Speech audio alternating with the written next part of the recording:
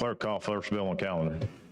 On page 21 of the calendar, House Bill number 237 by Representative Collins relating to in vitro criminal liability.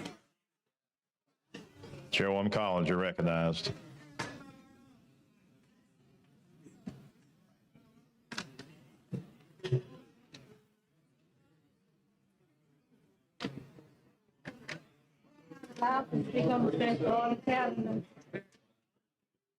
My light is on. I keep checking you like this.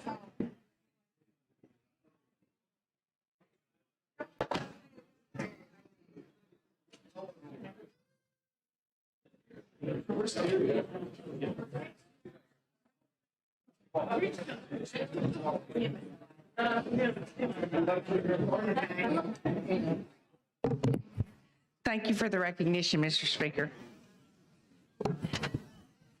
I bring before you a substitute bill that has been worked on every day since last week. It has been a very fluid process, and this right now that we have before us has been agreed upon and will help us achieve our goal, which is to continue the process for those families that are going through in vitro fertilization.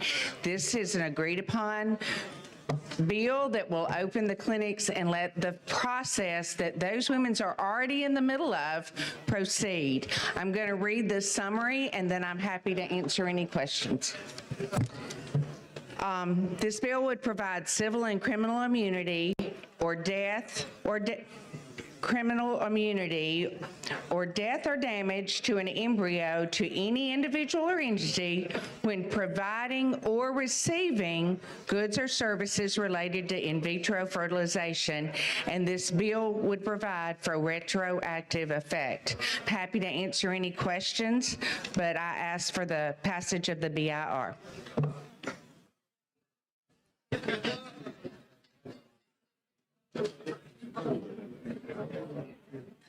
Chair recognizes the gentleman from Jefferson, Chairman Carnes.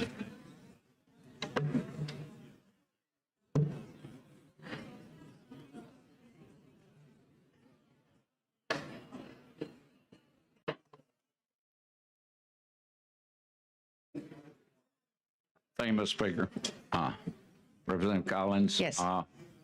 You know, you and I were in a couple of meetings in the last couple of days, and everything we discussed at that time I was pretty happy with. I'm not sure, can you tell me how close this bill is to what our agreement, mine and your on talking points were at that time? This is the same. This is where we were yesterday on that. This is about a liability immunity. It's not what we want to do. It's not going to long-term do it. We're going to continue need to work together to fix the problem. But right now, we were wanting to get the clinics open for the families to be using them, and this does that. Does this have a sunset time? It does not have a sunset. What happened to that? The reason is because the process for in vitro fertilization is longer sometimes than that sunset date, and that would mess it up. And so the sunset date was as much for us to be responsible and come back and do the right thing to make a long-term fix, but that's why the sunset date was taken out. Okay, the reasoning we had for slowing this down was unintended consequences. Yes. And as the majority of the people in the room when we talked were for having an escape clause to keep us from getting locked into unintended consequences. Right. So that escape clause is no longer in there since we do not have we a sunset still time. have most of the session left to continue to watch for that. It has been changing. It's been changing every day, trying to get different groups to agree on things. We still have 2 more legislative days to work on this, but it takes 5 days for us to pass legislation. My goal is to keep this moving because this is a bill that we can use to take care of the families that are going through that process right now. It is your opinion, is it your opinion that we will come back and tweak this It is. within 365 days roughly. I would say yes within 365 days, and it's my desire for us to start working on the long-term problem as early as next week.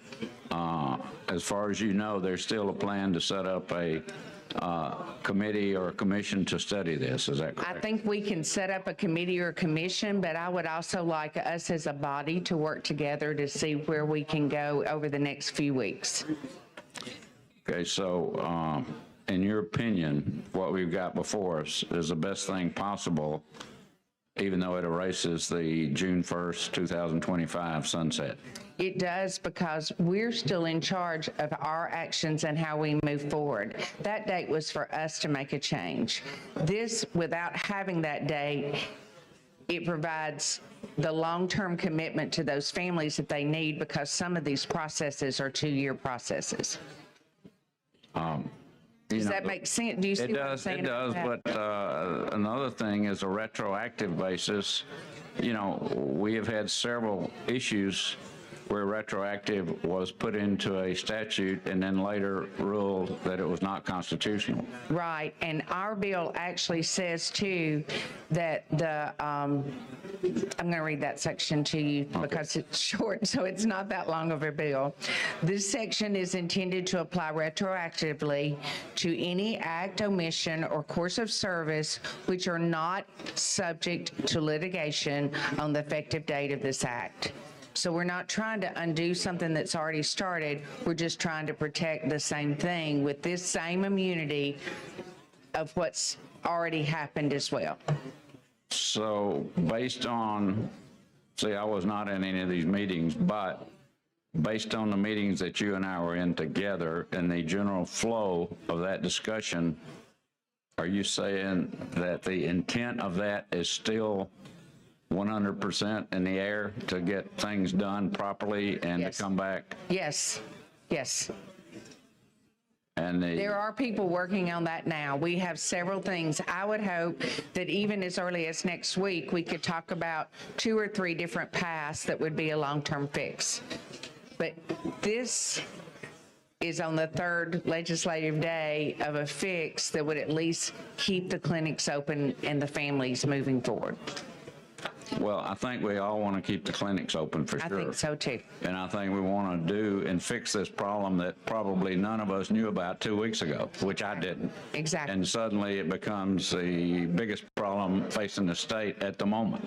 Right. And I appreciate all you've done to work on this, and I trust But you. there have been a lot of people working on it, and it's certainly not me, but I have been there each step of the way, and trying to reach a balance between people has been a challenge. And at this moment in time, this does that. Okay, well, I know you will, but if something changes, you will notify me. I sure will. Thank you very much. You're welcome. Chair thanks the gentleman. Chair recognizes the gentleman from Etowah, Representative Gidley.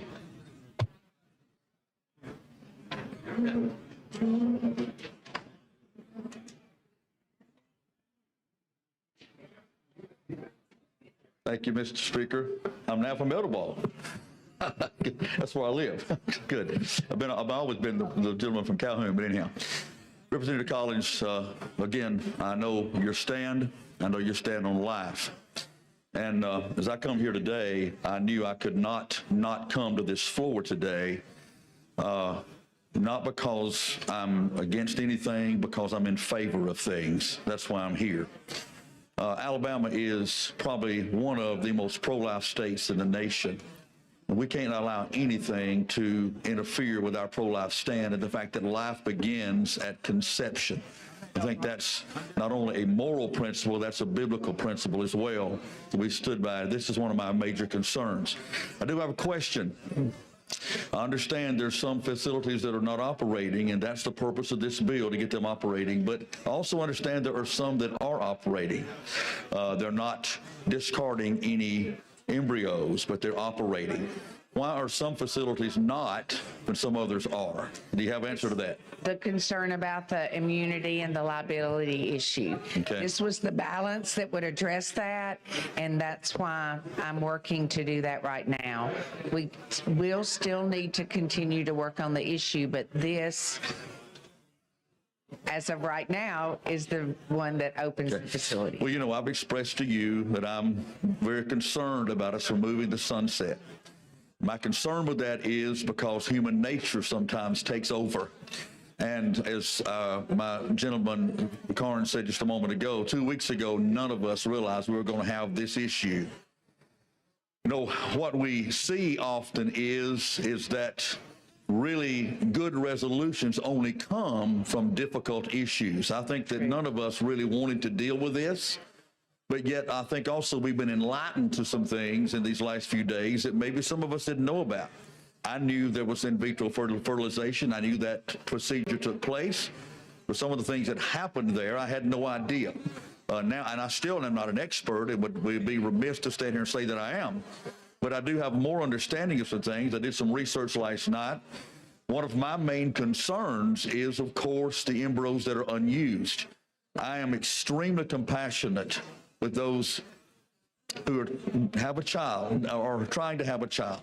And the fact that medical science has provided us with the knowledge to bring children in the lives of individuals that normally could not have one. You know, yesterday in the committee meeting, after the committee meeting was over, I went to the young lady that spoke first. I hugged her neck. I prayed for her. I put my arms around her. I said, God has a purpose for you. So I'm extremely compassionate to that. But I'm also concerned about those entities who may take advantage of these families by using their embryos in ways that are not respectful to life. And I can't stand for that. I can't tolerate that because those do not belong to those entities. They belong to those parents. In my opinion, they don't have a right to use those for any other thing besides what they're there for. This is the thing that I've realized we must not allow to happen. The other thing, I'm watching my time. Here, I got 6 more minutes. I'm going to use it all up. I'm going to try to anyhow. Oh, goody.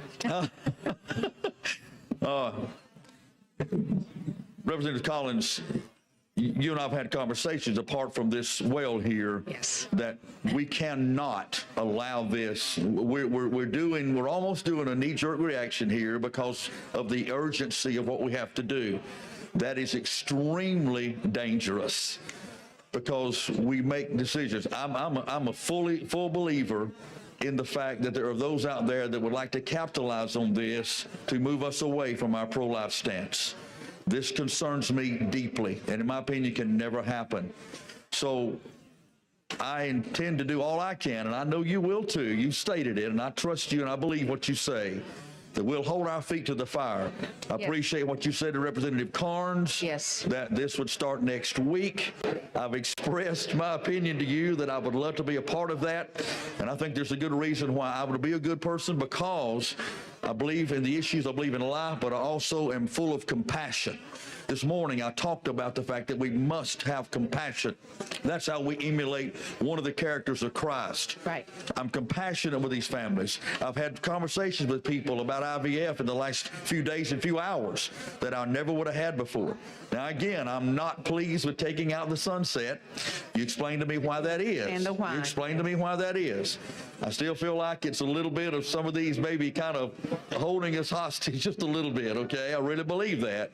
But nevertheless, I do adhere that we make sure we do not let this issue go to the wayside, that we stay abreast of this and we move immediately. Let me ask you to clarify something you said a moment ago.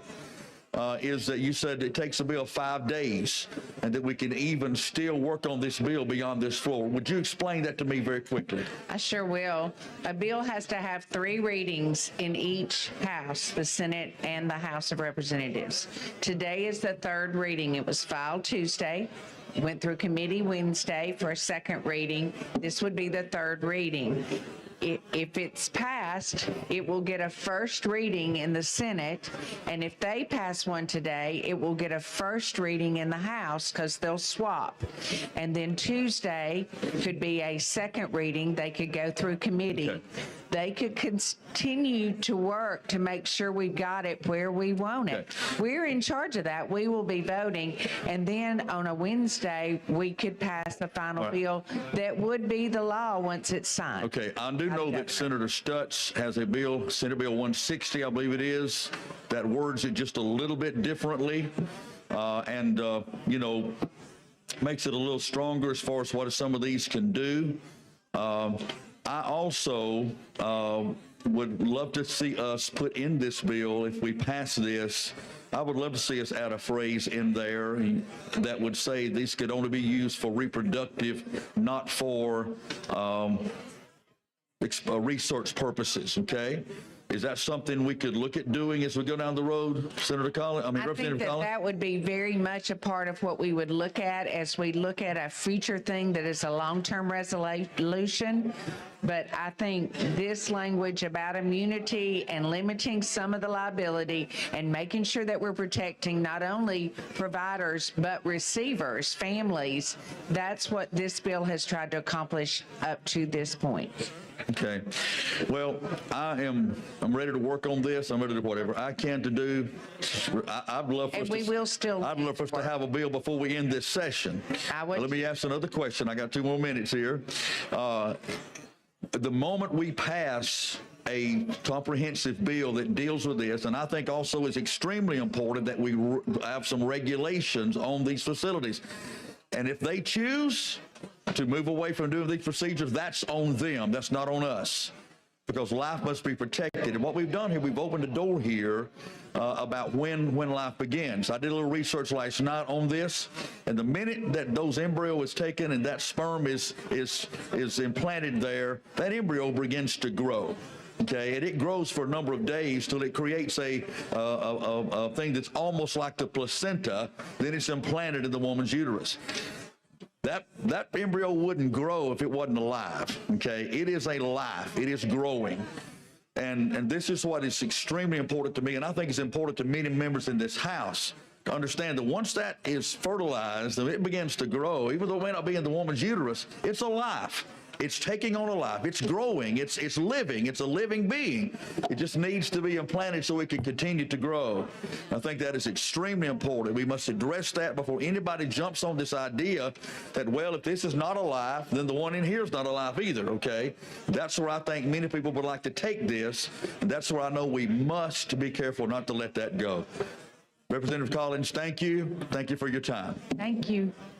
Chair thanks the gentleman. Chair recognizes the lady from Jefferson, Representative Moore.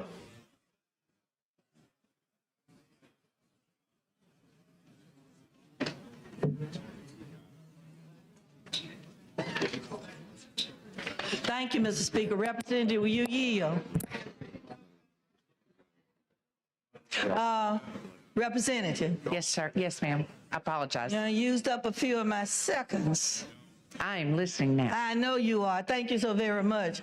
You know, earlier I came to the microphone, and the reason I'm going to bring that up because I hope you and your colleagues will listen. We don't come to the microphone just to hear and talk to hear our heads rattle. We most times either see a problem that can or cannot be corrected if we work together to do it.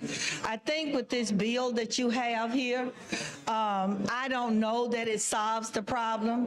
And the reason I don't know that it solves the problem because when we had the abortion bill up, you know, a lot of us came to the microphone to talk and say, let's look at this bill before we pass it so that we won't have any misinterpretation of its intent.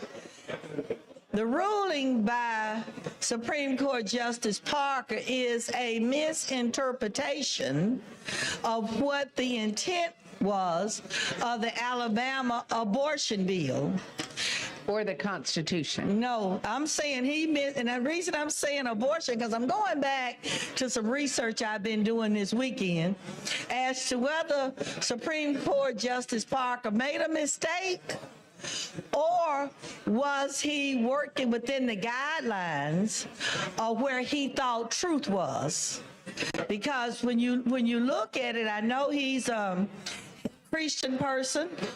I know he practices the 7 mountain mandates and the misinformation on the scripture that's included in that practice.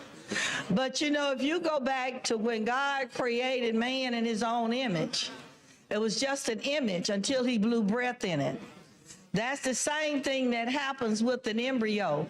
You never saw a frozen person moving around, consciously thinking, consciously doing anything.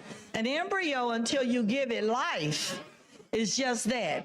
And it just runs parallel that God created man in his own image. And that's what it was. It was man created in his image. And then God, in his infinite wisdom and love of his creation, he took the opportunity and let me just give it some life. So until it's implanted, it doesn't have what traditionally we call life. And I think that when the misinterpretation of the abortion bill is life. And what is life?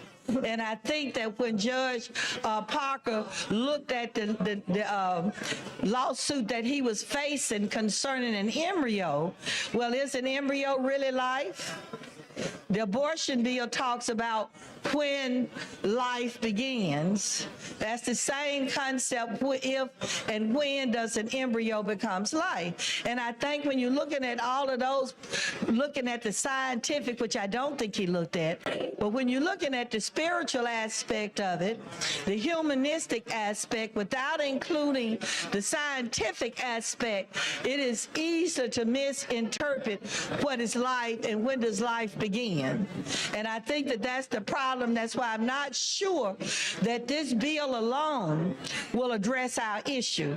I think that we have to go also back into the bill that was passed for abortion, and we need to just pay close attention to the section that deals with when does life begin. Is it, and when you have that embryo, if it's frozen, it doesn't have a lung to breathe. It doesn't have a brain to think. You know, even when they decide to end a person's life that's in a critical condition in a hospital, they think about the ability of that person to breathe. If they're on a machine and the machine is doing the breathing, they say that that person doesn't have the qualities of life necessary.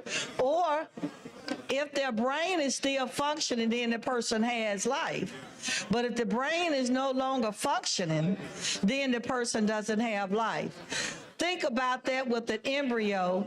Compare it with the language that we used in the abortion bill, and I believe that we can quickly see the relationship of what has happened with the in vitro fertilization as it relates to the wording that we put in that abortion bill. That's why I don't think that this will answer our question, but I do continue to say, when I come to this microphone, we don't come here because we hate every bill that's up. But in the past, when I first came into the legislature, I tell people every day I didn't know who was Republican and who was Democrat. Why? Because when a bill hit the floor, if anybody, whether it was Republican, Democrat, came and said, look here, I think we could work on this bill to make it better, because at the end of the day, in your district, you have a diverse group of people you represent. In my district, I have a diverse group of people I represent. I represent people of all ethnic groups, of all colors, just like you. I represent Democrats, I represent independents, I represent Republicans, and whatever other group they want to call themselves. You do too. But it's disheartening when we as a body that was elected by portions of the district that we represent and we get the majority vote, we do not listen to what the citizens say. We then start, in some cases, because the Democratic Party can't tell me what to fight for and not to fight for, but I do notice that with other parties. When we get here, we still represent those people that elected us. And I think the blessing that God sent to us because of Judge Parker's opinion is that we now see that across the state of Alabama, the number of families that depend upon what they used to call test tube babies, artificial insemination, in vitro fertilization. Now we know the importance, and there are so many women and so many families, period, that would not have the children that they desire and that God would desire. And I think that he had a hand in making sure that we discovered the process, because when our grandparents and ancestors was alive, if a lady couldn't have a child, in some cases, if she had a sister or a brother that was married, they would sometimes give that family member one of their children, because there was no opportunities medically for them to still conceive and have children. So I think that the whole blessing is that we see the importance of this process, and over the years it's gone from being a test tube baby to having a more scientific name of in vitro fertilization. I know I saw one of my best friends on the TV talking about her sons. She was the first female with in vitro fertilization at the University of Alabama Hospital. And her sons now are 40 or above. But it's a necessary process. But I think if we're going to correct it, we also need to pull that abortion bill. We need to look at it, and we need to ask the question again: when does life begin? God created man in his own image and woman, but they had no life until God blew breath in them. It's symbolic to an embryo. An embryo does not have life until it's been implanted, and then is given life and the opportunity to grow. It'll never grow in the frozen embryonic state that it's in. Thank you for listening. I wish that everybody else who on the phone would listen also, and just give each and every one of us a little of your respect. Thank you, Mr. Speaker. Chair thanks the lady. Chair recognizes the lady from Madison, Representative Hall. Be the fourth person to speak on the BR. Okay, thank you. Ms. Hall, before you get started, let me recognize Jack and Jill of America, the guest of the Alabama House Democratic Caucus, as well as Representative Clark. Let's give them a big hand for being with us today.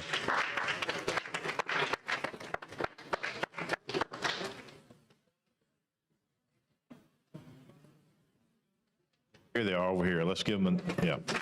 Thank y'all.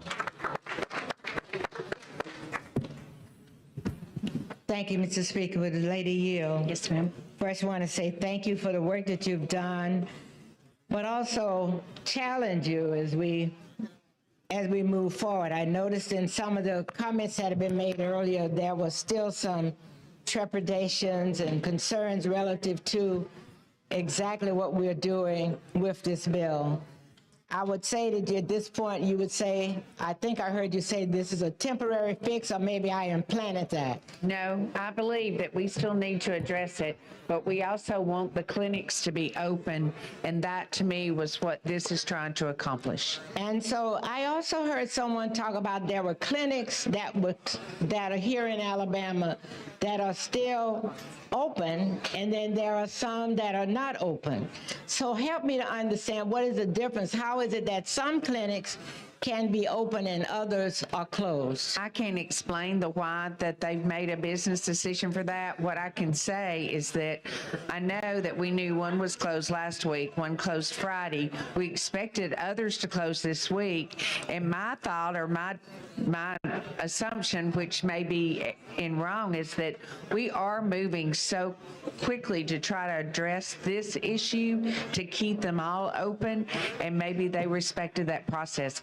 But Ms. Hall, I don't know what their reasoning is for opening or closing. So I thought it was interesting that I have no idea. I just know that if, I'd be interested in seeing the differences in terms of the response. And I do think as we're working on this bill, that certainly is something that whoever is working with you on the bill should want to know from those clinics, what it is that allows one clinic to be open versus why the other one would not close. Is it, I'm not going to know the answer. okay, so you don't know the answer.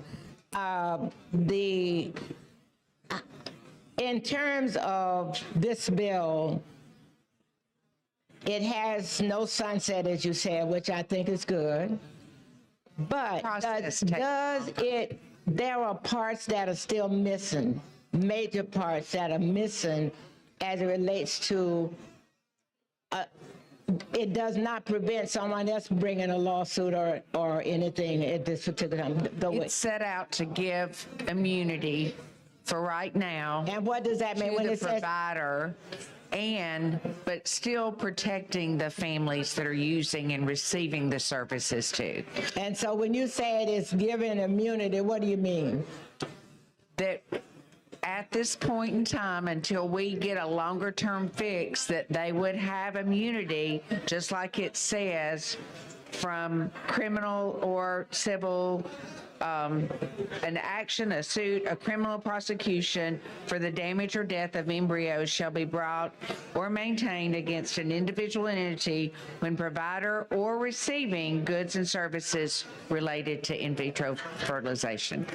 We are providing with this legislation a pretty broad immunity for this moment in time, which to me gives us the impetus to continue to work on this issue for a long-term fix. And so what do you see? What are the, okay, so now that you've done that, you've taken care of that part, and that came about because of the court case, right?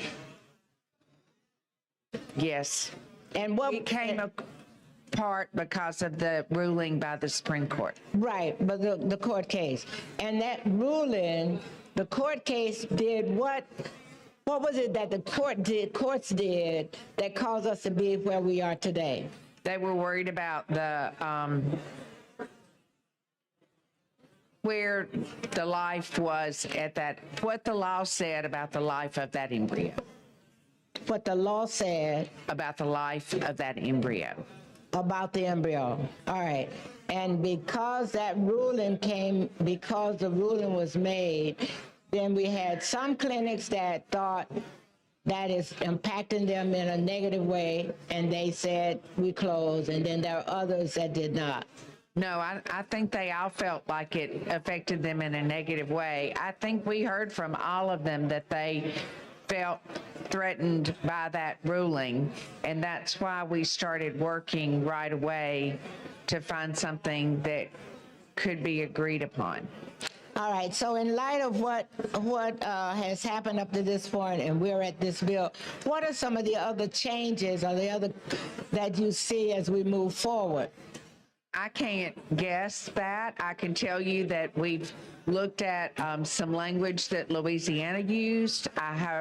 There's a group working on that now to see how that fits. I think that we're looking at lots of different pathways to move forward, even this session.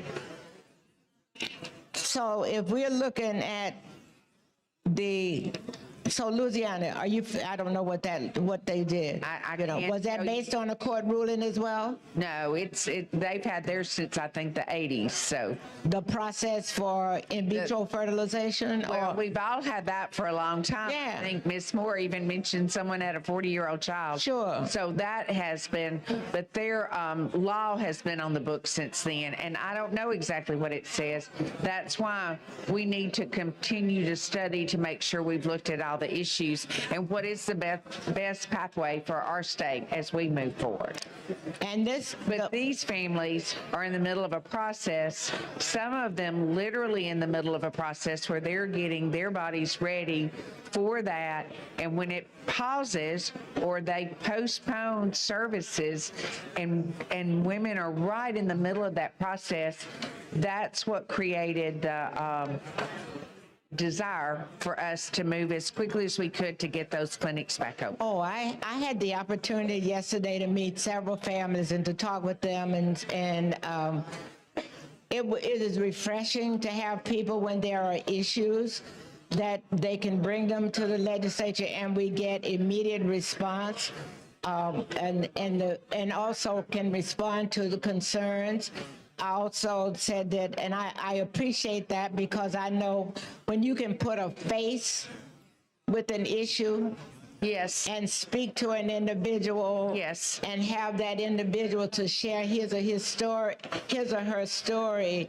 Even some of the comments I've heard today, I would challenge those individuals to have a conversation with the men and women that showed up in my office yesterday about what that experience is like and why it's important for us to do it the right way. Our problem is we didn't do it the right way in the beginning when we started. Well, my opinion, let me put it this way. It is my opinion that we didn't do, and when we go all the way back to how the court case, that the constitutional amendment, that there were some things that we did not do in the right way, and which caused us to be where we are today. And so I'm trying to see how are we going to fix that. I know you're coming with this Band-Aid for today, but there's a big open wound out there that needs to be covered and taken care of. And how are we going to do that from this point forward? As a way, does that mean we have to do a constitutional amendment again? What does that process look like? What are your thoughts as it relates to that? I think that's what I was talking about earlier, that I think we need to study. Getting the clinics open was our priority. And now let's look at the issue and see, what, do we need to look at the constitutional amendment and get that on this next ballot? Do we need to, can we adjust this within our own laws and satisfy it? And I can't tell you I know that answer today. My goal this week has been to try to find some compromise that would open our clinics for these families. Once that immediate issue is there, then we can slow down, look at all the options, and make the best decisions. But we could come with the constitutional amendment to be ready by November. We could. That if we're wanting to really do it right, I think If we needed to do that, we could do right. that. And so if we're implementing your bill today, and then the work is to come back and make sure that we're getting it done right, I think we might be well on the way, because the questions are still out there. And I think the question becomes, I think Representative Moore talked about it, like what is life in terms from a frozen embryo to where we are today. That'll probably be a longer than 5-day discussion. Much longer than 5 The days. lady's time has expired. I agree. Question for the body is the adoption of the VIR. Clerk will unlock the machine and the members will vote.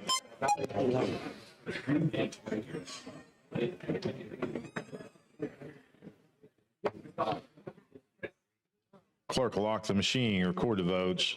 93 ayes, 4 nays, 2 abstentions. The VIR has been adopted. Chairman Collins. I move for final passage. Oh, Sure. I knew to adopt the substitute. We had a substitute in committee. I apologize. No, we passed the BIR.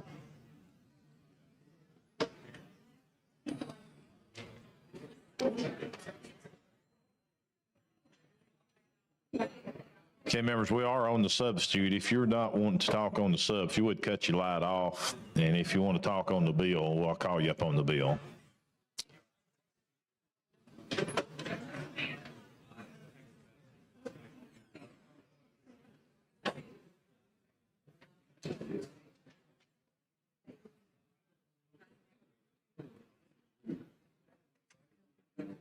Representative, you want to talk on the sub or on the bill?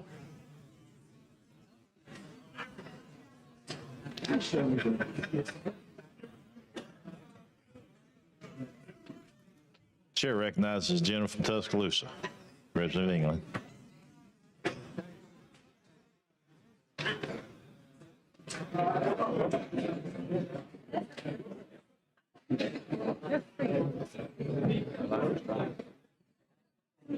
Excuse me, Mary. Thank you for recognition. Will the gentlelady yield? Yes, I will. So I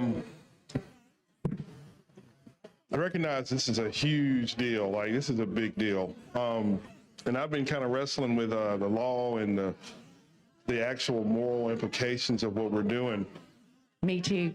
And it's interesting that this immunity bill in and of itself is requiring us to be morally ambiguous and intellectually dishonest at the same time.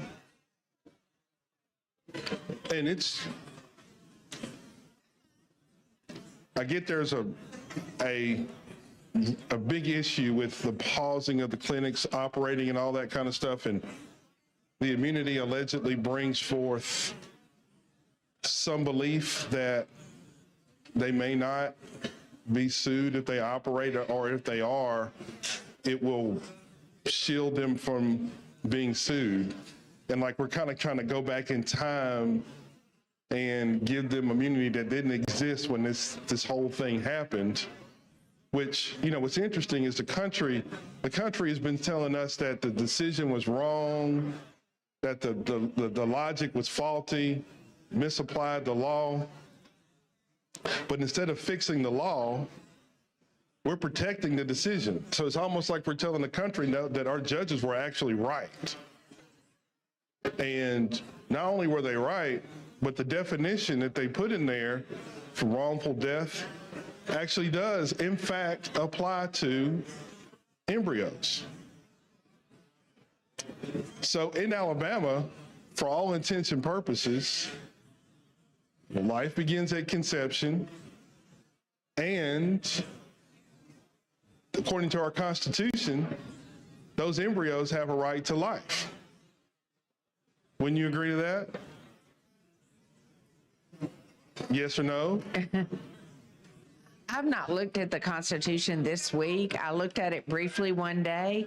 I'm just going to say this addresses the immediate problem, and that's what I'm trying to do today. Do we need to have the longer discussion? Yes, we do. But does it address the immediate problem?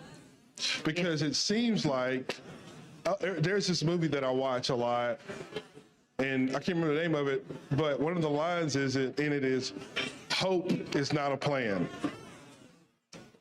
This is hope. Because what we're hoping is that no one else with a cause of action sues the state of Alabama because we are violating the public policy of the state, because this immunity gives operations and doctors and medicine and all that stuff that goes on in IVF clinics immunity to do whatever's necessary to pursue fertility treatments. But we also know that in those same fertility treatments, embryos are discarded and embryos are destroyed. The immunity that we're providing here is limited so they can do that. Isn't that correct? Generally, yes.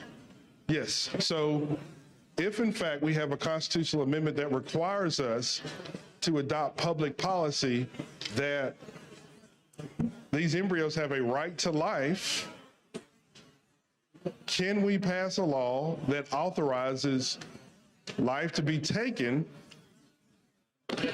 in fertility clinics?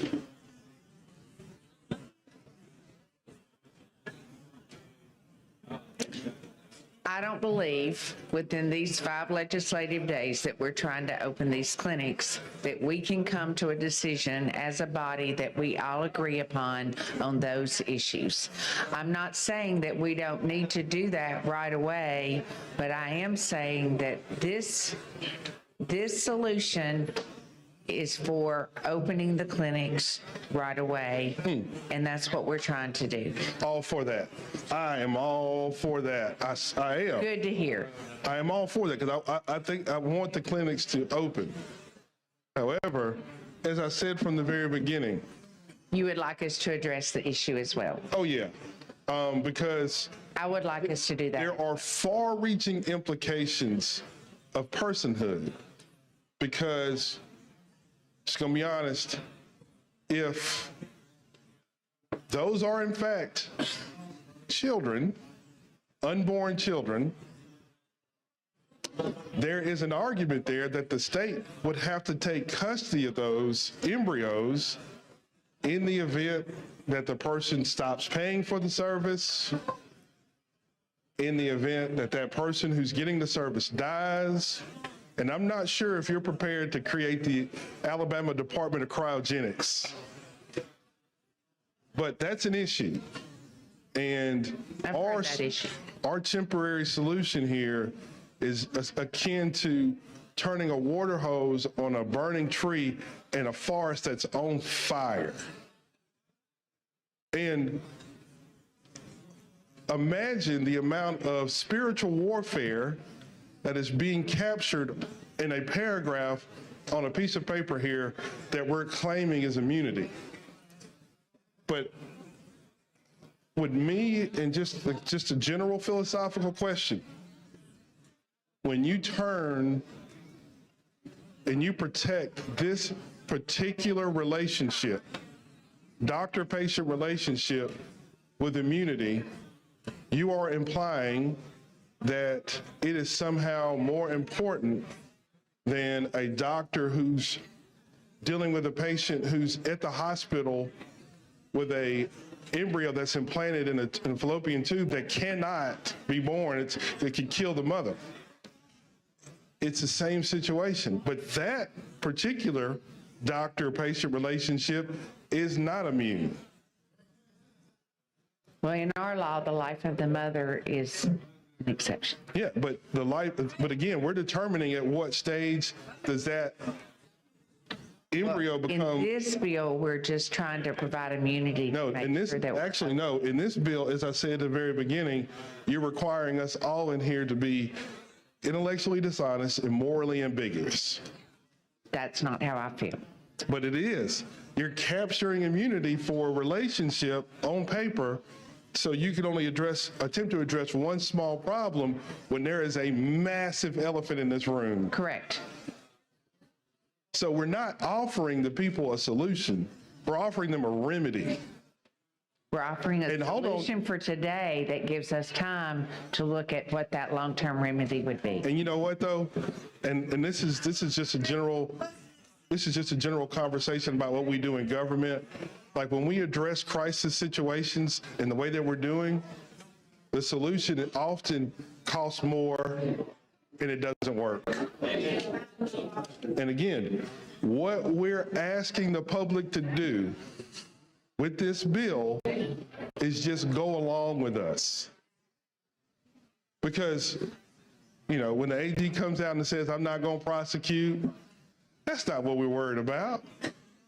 What we're worried about is somebody who wrote an amendment and we enshrined it in the Constitution that says our public policy is a right to life state in all manners, in all measures.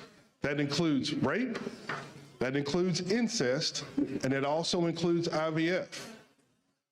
According to the theory that was put forth in one of our Supreme Court justices' opinions, the state of Alabama's public policy is that all of those have a right to life, and nobody can sit in a room and determine which one doesn't and which one does.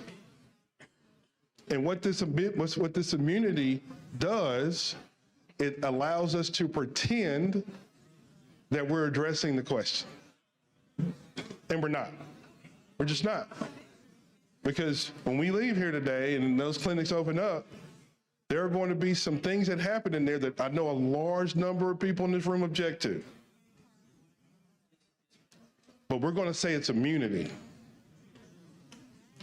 So I'm wondering when we'll be able to actually muster up the political will in this room to take the intellectually honest position and follow it to its logical conclusion. And I guarantee you, we will not be on the same side of the page. And the gentleman's time has expired. We'll provide a long-term solution. Thank you. Thank you. Chair thanks the gentleman.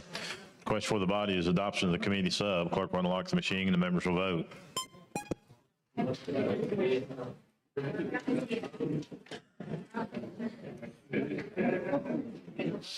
Clerk will lock the machine. Record the votes. 84 ayes, 3 nays, 7 abstentions. The committee sub has been adopted. Chairwoman Collins.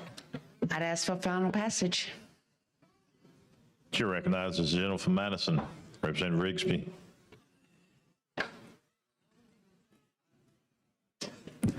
Thank you for the recognition, Mr. Speaker. Thank you for your hard work on this. I know it's not been easy. Thank you. And I know it has been a heavy lift to get done in a very short amount of time. And we have talked about this offline. You know where I stand. My concern is that we remove the guardrail of the 1 year.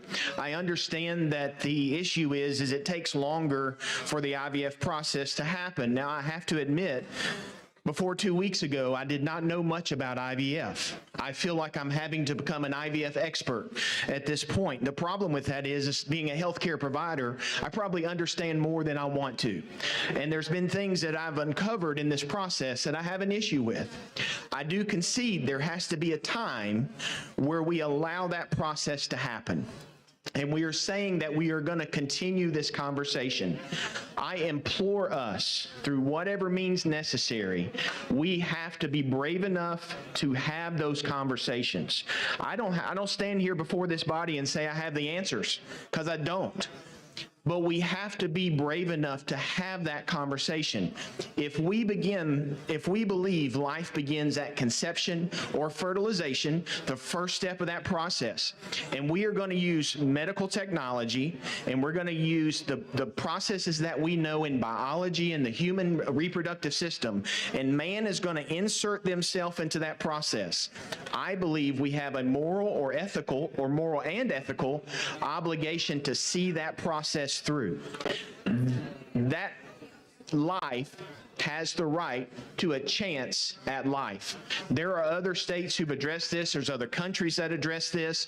There's a term that I think this body needs to take up and pay attention to. It's called bioethics. There's a term called bioethics that other states are starting to look at issues not just IVF, because medicine and technology is advancing so fast that we're going to get into areas where a lot of us in this room are going to have to start scratching our head and go, can we really do that? Can we really get to a point where we can genetically modify an embryo so we can have a blue-eyed, blonde-haired baby? Is that possible? We have to address those questions. And I, will volunteer my time to sit in a room and start to have these conversations. I would really like for us to put some guardrails behind that. I understand the reasoning is it takes a little longer for IVF. The reality of that is there's always going to be somebody in that process. If we set it at 1 year, 2 years, 3 years, and we're going to say we're going to sunset it, somebody's always going to be in the process of going through the IVF procedure or the IVF cycle. So we're going to have to allow for some room for discussions there. Do I like that? Personally, not necessarily. But I have to concede there's got to be room to address this issue. We have to not only be pro-birth, but we have to stand and be pro-life. And unfortunately, I think so much of this conversation is just on the pro-birth side. We have to make sure we get back to the pro-life decision-making and argument and just have those conversations. I had women in my office yesterday telling me their story of IVF. They showed me the pictures of those little infants. And if you know anything about me, I love babies. I absolutely love babies. And so I just goo-gooed and gagaed over their little babies. But those ladies sat in my office in a moral dilemma because they have multiple embryos and they're asking themselves, what do we do? How do we handle this situation? We know we have one of 4 options, and most of them we don't like. So what do we do? And some of these women are choosing to do IVF because they're willing to do anything on the front end to get a result on the back end.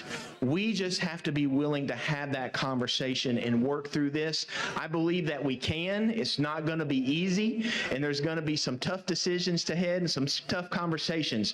But I implore this body not to back down from not just just the IVF conversation, but also expand our horizons and start looking at bioethics and what's coming down the pipeline and what we're going to be faced with that we would have just imagined happened in sci-fi movies. Well, we're getting there. Some things that I have read, we are very close to taking a woman out of the equation to produce a baby. We have to be prepared for that. So let's start having that conversation. Again, I thank you for working on this. Unfortunately, I don't like that we removed that time frame. I think that takes pressure off of us to make something happen. But I do appreciate your time. And Mr. Speaker, thank you for the recognition. Thank you. Chair thanks the gentleman. Chair recognizes the lady from Jefferson, Representative Van.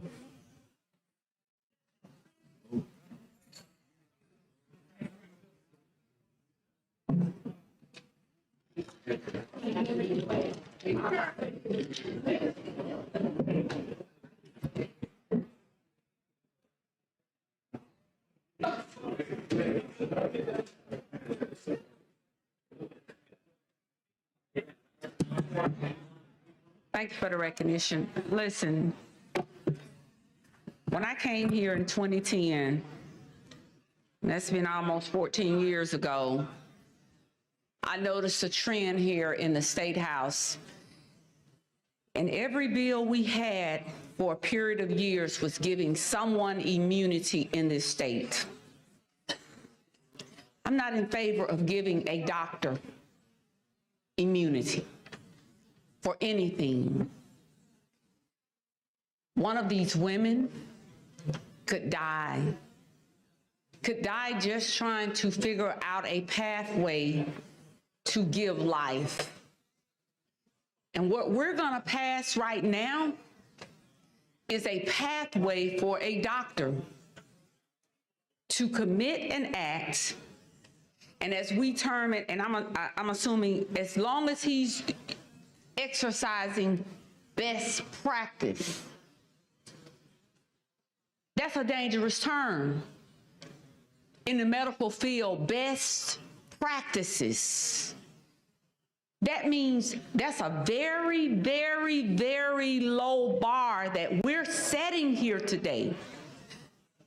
Best practices, not negligent, not wantonness, not recklessness, not a disregard for life, but we're passing legislation here today that will say that a doctor can exercise and use best practices. Now, you all can do what you want to do. I said when I took this podium the other day, I've never asked you not to do anything. But this bill needs some work. I tend to agree with Representative Collins and some others that have come here, people that I philosophically do not agree with in most instances. I'm not one to believe that we are here to regulate morality. That's not my job.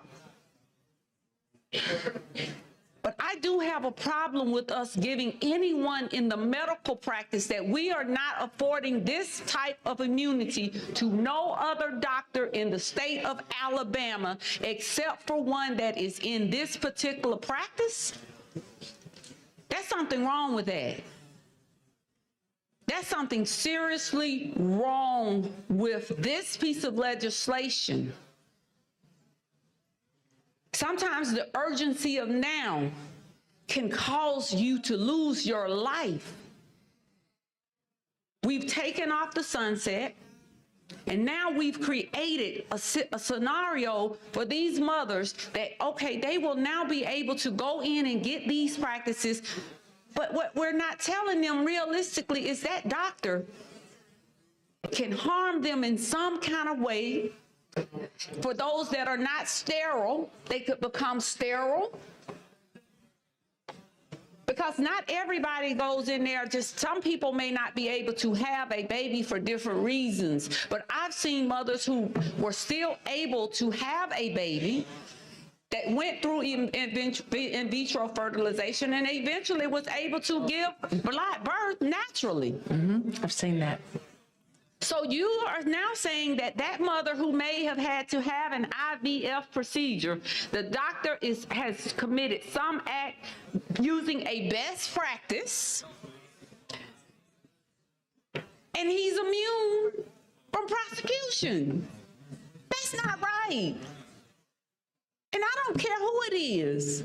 And I don't care if you're pro-life or pro-choice or whatever your choice or decision in life is. We are setting a pathway to doom, damnation, and destruction. And you can bet your bottom dollar, I bet you $500 to a bucket of crap, that somebody will be on a test case for this, and we will have allowed some mother to die because she is so desperate.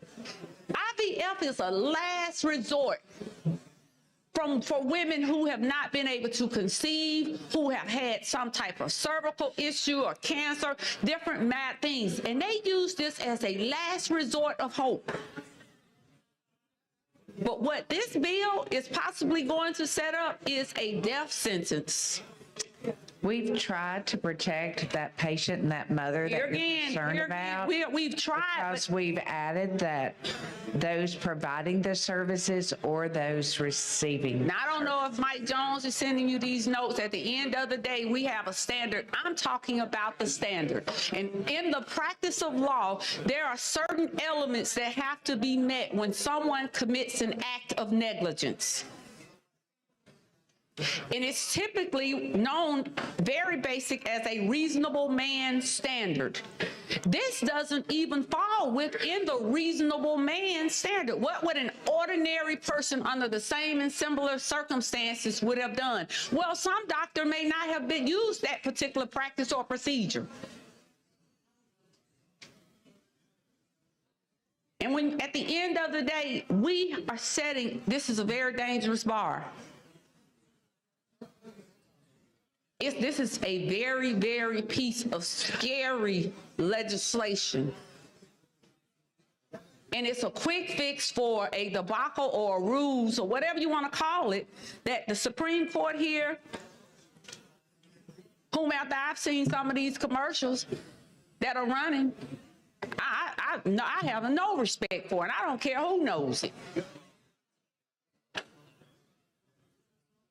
But this is really scary, and I just have a problem with it. But to these mothers out here, you better know what you're doing.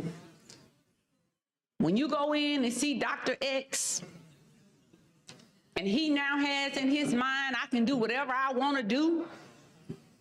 I may not have washed my hands thoroughly. Do you know how many people die from staph infections in this state? Do you know how many infections are caused just by medical practitioners not washing their hands? But I wonder what the heart surgeon is saying today. I wonder what the gynecologist is saying today. I wonder what the endocrinologist is saying today. I wonder what the general surgeon is saying today, the anesthesiologist is saying today. If we pass this bill, are they immune? Absolutely not. We have hospitals in Alabama that are closing not just because of the Medicaid, not having Medicaid expansion, but we have hospitals because good doctors, some doctor made a mistake, and hospitals have been hit with so many malpractice suits. And coupled with the gap between Medicaid, coupled with the malpractice suits and all of the funding that has left the hospitals, they are forced to close. But now we can give this level of immunity to a doctor. We have doctors, some of them that are practicing that are not even doctors, on the black market. This is very scary, and again, I'm not sure, and this is the second week I've heard we worked out amongst parties. And I know the speaker gave an eloquent speech the other day. I wasn't criticizing my colleagues, but my thing is talk to more than one or two people, because they may not speak for me. And I believe that every voice in this chamber has a right to be heard, whether I like it or not. But I want the people who are listening to know that I am not that person that you spoke with. I'm not in support of this piece of legislation because I don't support any piece of legislation, because I've gone to court and represented people who have serious life-threatening issues now, where you walk in the door, but this person or that person is immune. I've seen people in the state of Alabama now lose bodies and limbs and things of that nature. But because of this one little word, immunity, the judges will not even look at the case because they are immune. And that is what we've created here in the state of Alabama. And now we're creating a special class of people, because that's what we've done here today, essentially, is create immunity that is so different from any other class, but it doesn't fit everyone that's called a doctor or licensed to practice medicine in the state of Alabama. My thing is, if you give it to one, you give it to all. The lady's time has expired. She recognizes Jim from Shelby, Representative Mooney.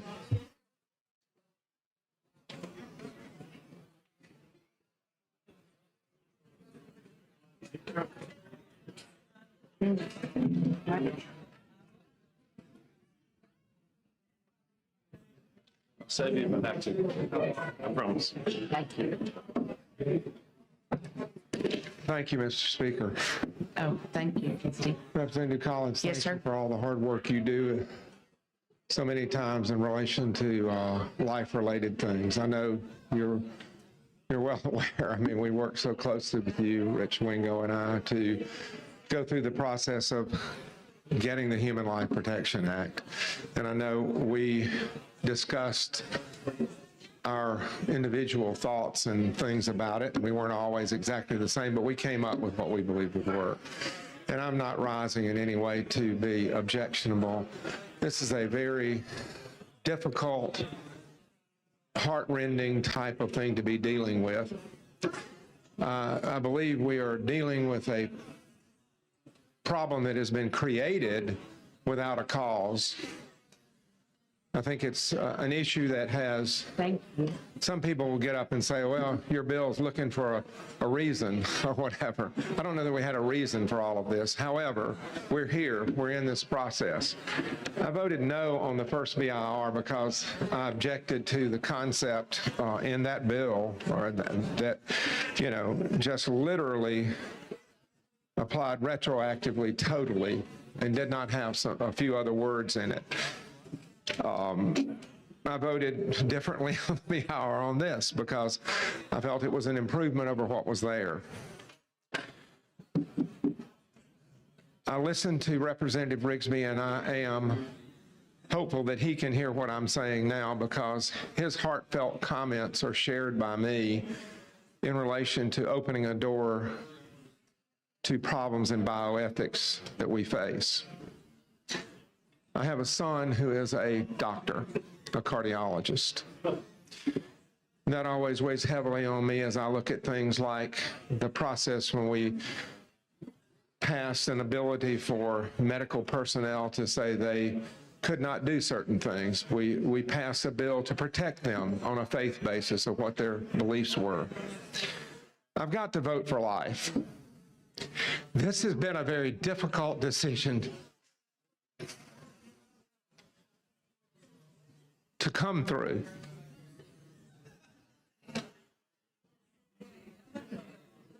As Representative Rigsby said, this is about the process of beginning life.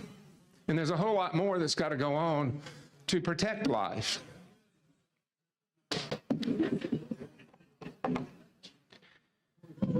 This issue is an issue that's been in my family, with two of the ladies in our family. And I don't want to get specific about any of that, but it's not something that has not affected us. Fertility processes are something that are a part of the lives of not just ladies, but men too, because of the desire to have children. God clearly in Genesis made it a point to say, after creating Adam out of dust, and then a much more, in my belief, great creation to create woman from the body of man, a bone, as it says in some translations. But before we got the 10 Commandments, he said, go forth, be fruitful and multiply. So overnight, my process has been one of trying to understand, how do I vote for what I think is a bad situation, a bad bill, then try to vote for what is a better situation on a bad situation, a bad bill. To say that I'm a conflicted human being about this is just being dead honest, that I don't know the right answer to where we are. But as the gentleman who spoke before me said, it is not just something that I implore us to do. It is our God-commanded responsibility to deal with the long-term effects of what we're doing here.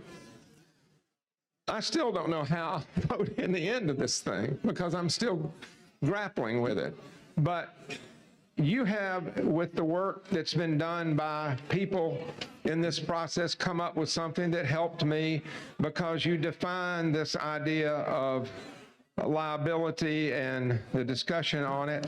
I do join everyone who has said putting a guardrail on this of time that requires us to physically do something intentionally to deal with this issue is extremely important. And I'm not here to offer an amendment.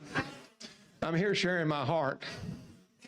I will explain to you that as we were having that part of it in and out and all, that part of it in my mind, how I grappled with it, was on us. But when you put it in the law, it would affect how the women that were going through the process were affected. So therefore, I knew it was important to this body. Right, and I realize we talked that. about it numerous times, but it was an interference in this process. And if it's aimed at us addressing the problem, then we just need to continue to work together to address the problem. And I guess I come to the point of saying, this has been created for us. It is not something to join with what Representative Glenn said. Somebody hasn't gone out and cast a lawsuit over this at this point in time. It's not something that has been created because there's an action that occurred. There certainly was a civil suit with some things out of Mobile, but we are dealing with what ifs, we are dealing with all kinds of future issues, but the bioethics issue is a massive issue.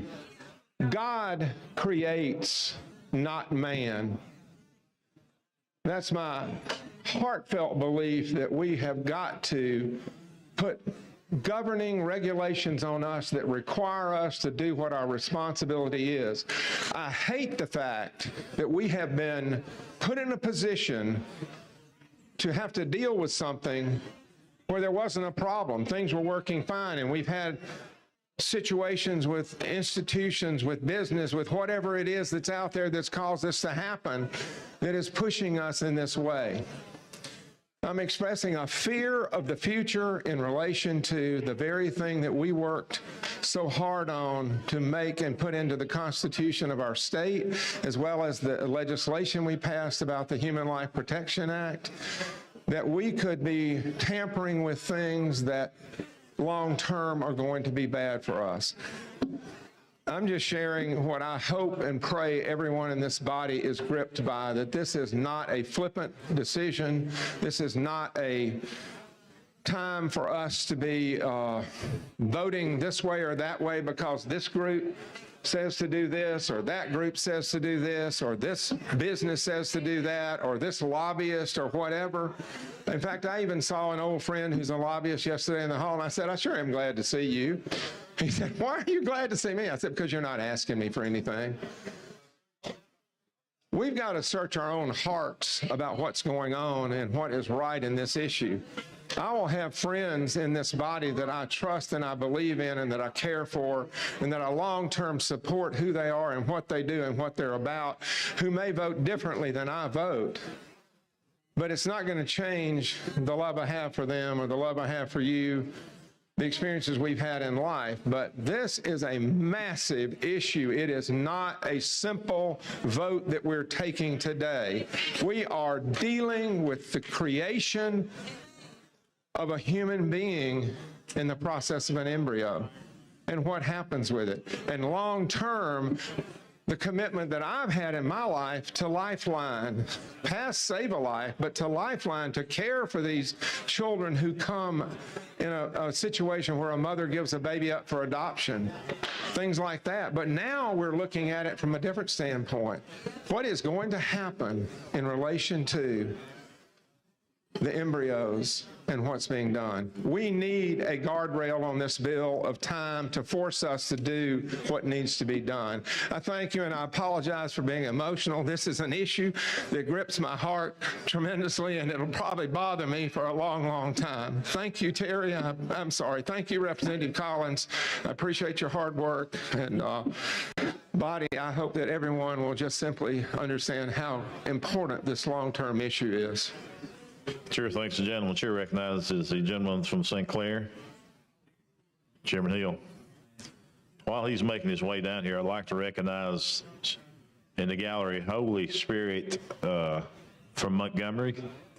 Let's give them a big hand. The fourth grade class, guest of Representative Ingram and Austin Latham.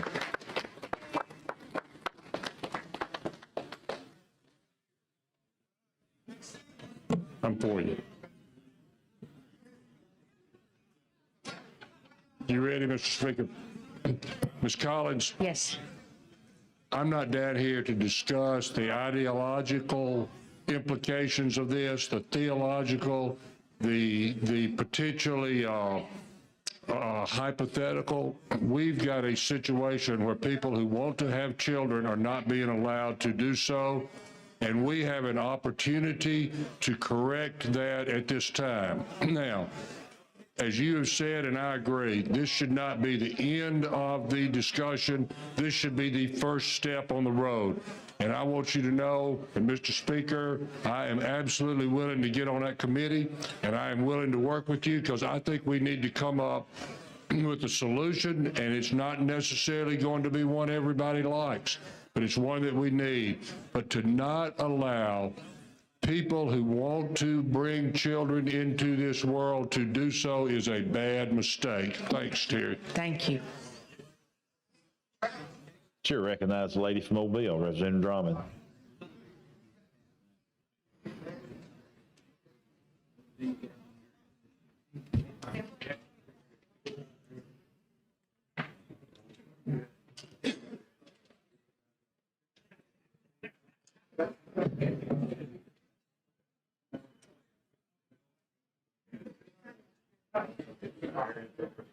Thank you, Mr. Speaker. With the gentlelady yield. Yes.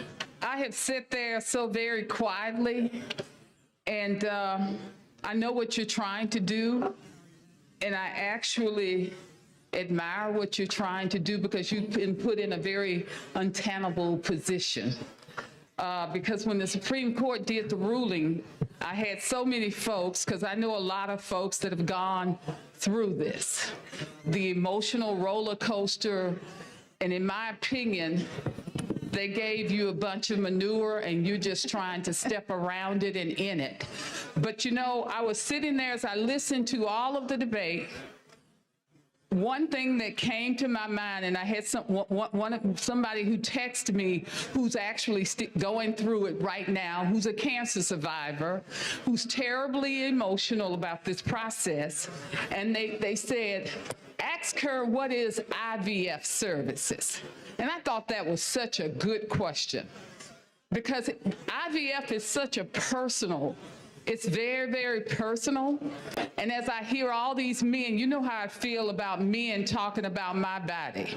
I am pro-choice, but I'm also pro-life because I've been faced with the decision, do I do this and do I do that? And all of these Bible verses that have been preached, I lived it.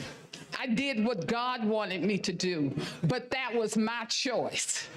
And so standing here this morning, and I've heard all this talk, but you don't know what you don't know until you go through it. And I am so tired of folks telling me as a female in Alabama what I'm going to do with my body. It is time that we stop this, because it's time. My mom always said, if you do it right the first time, you won't have to worry about it on the back end. And Alabama did not do it right on the front end. That's why we're faced with what we're faced with right now. And the young lady who texted me this morning, she said, Ms. Drummond, I have embryos right now. Who's going to take custody of those? What's going to be the long-term fix? I'm not interested in Band-Aids. I, as a female, why am I always on the attack? Me and my body. I make choices every day. And the choice that I, as well as many of these other women are making, you don't know, they are paying. I said in that committee meeting, that young lady said they paid over $200,000. Do you know people are losing their whole life savings? And we're going to sit in this body and we're going to tell them what to do with their bodies. Y'all, that's not right. So tell me, what is an IVF services? The intro, yes. In vitro in your bill, not in your opinion. I mean, it's not defined in the bill. It's not defined in the. Why is it not defined in the bill? Because we again, they gave you a bunch of manure and you're trying to step around it, but it's time for Alabama to just step in it and come up with a solution and get out of folks' bedrooms and out of folks' bodies. Well, I'll say that I believe this gives us time to work on that longer term solution. That was my goal with this one, is to do that. If we need to set guidelines or guardrails around IVF, if we need to, I think we've got a longer term conversation that we have to have, but clinics were closing. We were trying to get an agreement that would help them open so those families could continue those processes. Why won't we put a definition in the bill? I'm not saying we won't. I'm saying for this one, this is agreed upon right now, and it solves the immediate problem of opening the clinics, and we do need to work on the longer term product. Well, you know, I sat there quietly, and I heard all of this, and I'm going on what Rep. England called it morally ambiguous. Then I had heard Representative Gavan make the point that it's also legally ambiguous. You're fixing one problem, and if that young lady has a problem that perhaps may, and I'm not saying that it is, all doctors are not perfect, just like we are not. But sometimes I think we are. But if there is a problem in that procedure, we believe that we are given immunity. Addresses that we're protecting that patient as well. But it's not about the patient. If there was a mistake that happened, she can't go back to that doctor as you would in any other procedure and take any kind of legal action. This bill is too morally ambiguous and legally ambiguous. And I keep standing here, and I've heard all these men talk about all these Bible verses. Nobody can be a better Baptist than I am. I was raised on the Word of God. I live the Word of God. I came into a body that I told somebody when I first got elected in 2014 that I didn't want to be a politician because I wanted to go to heaven when I died. But you know what? God told me He's raising up His people to put them in high places. And we've got to stop trying to be God. God won't ever know that Representative Drummond is making the right decision if you are making it for me. Let me make my own decision over my body and my family's life. That's all I'm standing here this morning. I know what you're trying to do. You're in a position that's not a good position. You're walking around something that's not very good. Until we take a deep dive into this, until we decide in Alabama the woman is worth something. She has a mind, she walks and she can breathe, and she can make her own choices for her own body. Thank you, ma'am.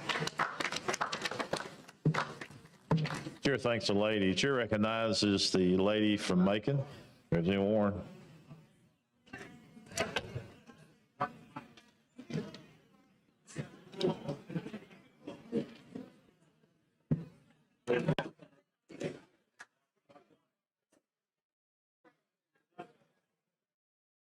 Thank you, Mr. Speaker. The young lady.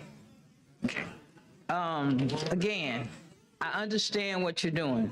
We're in a crisis time. I've listened to all the conversations we've had today, and I think everybody voiced some valid opinions as to where they are. So there is a need to have some work done. Yes. My recommendation at this time, you know, we sit here and we make these laws, and right now we're really suffering from our own laws.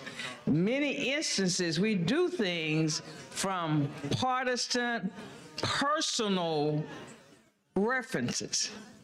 This is a case, in my opinion, that we can have a subcommittee, but I would seriously recommend that we have someone from the medical profession to come in here and deal with us with the true facts, the knowledge, the research that's done, because we don't have that. And, you know, and I listened to a lot of the cases and the circumstances and having to do away with the bad embryos that happened. I had a personal experience with a friend of mine, and she had about 6, I think, embryos that she had frozen, and they went in, and I think they got 2 or 3, and they put it into her. 2 of the babies, when she had them, died at birth. The 3rd baby was born with a severe physical, mental disability. I mean, he's 21, not 22, and they've had to care for this adult child as an infant because of the condition that he was born with. So they decided, and with the understanding of what was going on, that she couldn't use those other embryos she had because they felt that they were all bad. And my concern is, as I sit here and now, and I know she hadn't called me yet, but I know she's really concerned. Will they come back and get me for not wanting to use those bad embryos that I knew I had that I really couldn't put in my body? So again, it's situations like that where when I hear people saying destroying the embryos, we're killing children, medically, there are reasons sometimes they can't be used. So I also want to say thank you for including the patients in this part, because I mean, and that's why I was thinking about her, because the folks who called me have been patients, and they're concerned about, you know, well, will they come back at me? Will this, what will be the circumstance and situation? So just to make it short and simple, let's not try to handle this among legislators. That's true. We got 2 great medical schools. Got University of South Alabama, got UAB there, and those schools should really help us resolve this issue that we're facing now. Thank you. Thank you. Chair thanks the lady. Chair recognizes the gentleman from Clark, Representative Jackson.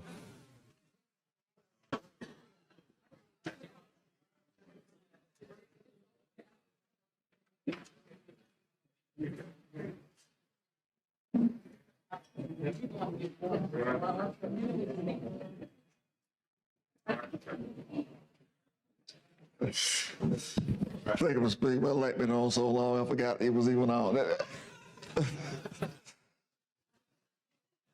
That makes 2 of us. You knew it was on. I was wondering if it worked on your console up there. There are some people in here that from my district. I just got a text. I don't know if Jack and Jill people, they might be already gone. But I want to commend you, and then I want to say a couple of things. You know, when we try to play God, we put ourselves in a bad fix.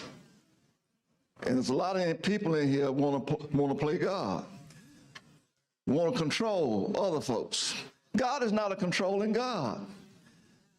God is a God that gives us free choice. Decisions we make on our own. I want to say another thing here, that we are trying to do what he didn't do.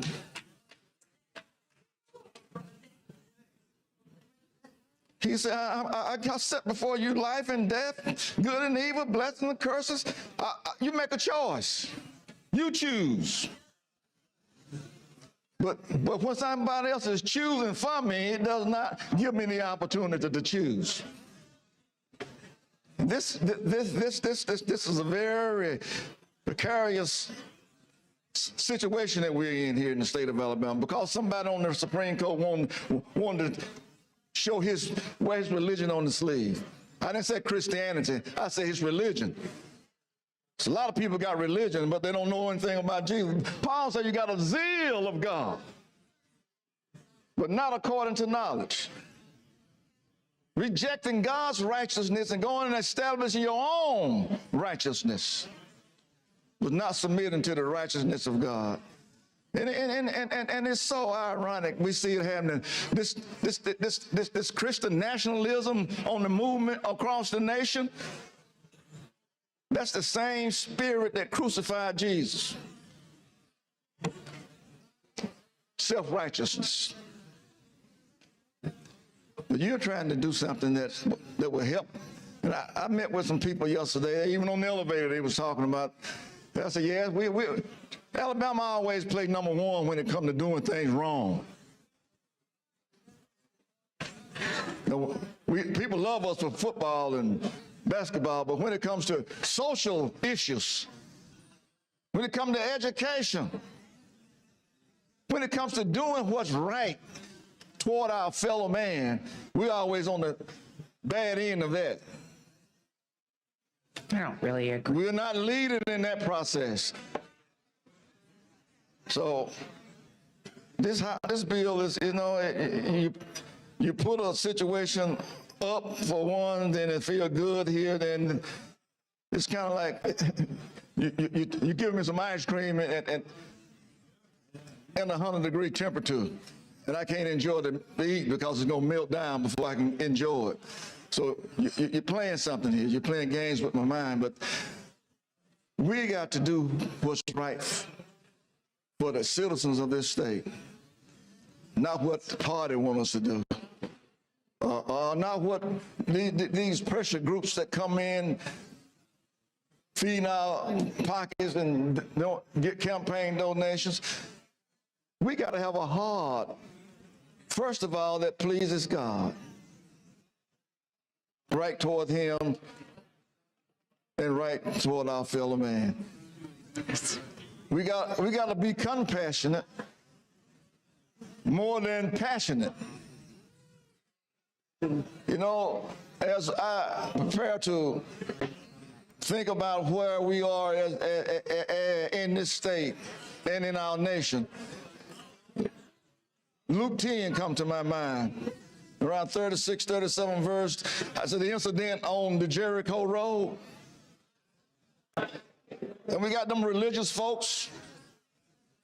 There was a man beaten and robbed for dead on the Jericho Road, and we got the religious right, the priests, the Levite, saw him there and turned and went another way. But these are the religious right. Folks that love God and can't love their fellow man. Here come a nobody, according to the scripture, a Samaritan. He was a dog to the Jews. Luke talked about him and at the rich man and Lazarus. The dogs come to lick the poor Lazarus who was lying at the table and wanted some crumbs that fell. But a Samaritan came by, had compassion. Saw the person lying there in a bad fix. So he didn't ask the question, what's going to happen to me? What's going to happen to the man if I don't stop to help? So we are here to help. What's going to happen to me? We need to remove that me. What's going to happen to them if we don't stop to help them? That's saying very little about me. when I can't stop to help them. But you can't say you love the Lord and can't help them. And so I see why he ain't called me earlier, because I got a lot of more to talk about too. And I'm going to stand on what is right and what is true and what is just and what is fair. Me too. People of this state, citizens of Alabama, and the members of this body, you know, when you think about the population of the state of Alabama, and you think about the numbers that operates in this membership, we're representing the state of Alabama. Not just a few rich and famous corporate people that want things from their way, the oligarchs. And that was a person that invested $200,000 in this. These are people that are able to do. I represent people who don't have that luxury. If there's a barren girl in the town, then if she don't adopt, she will never go through this process because she can't afford it. And so here we are, playing God with the citizens of this state. So I want to thank the Speaker for giving me an opportunity to come before this microphone this morning, and before the people of this state, those who are listening by internet and watching by Zoom. We are grateful. We are honored to be here to represent you. You know, it's an honor to represent, but we got some dishonored people representing. So this thing works both ways. The Lord asked the question, now who was more neighborly?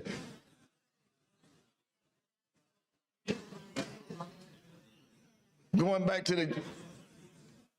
the Jericho Road, who was more neighborly? It definitely wasn't the priest, nor the Levite, but it was the man who had no name.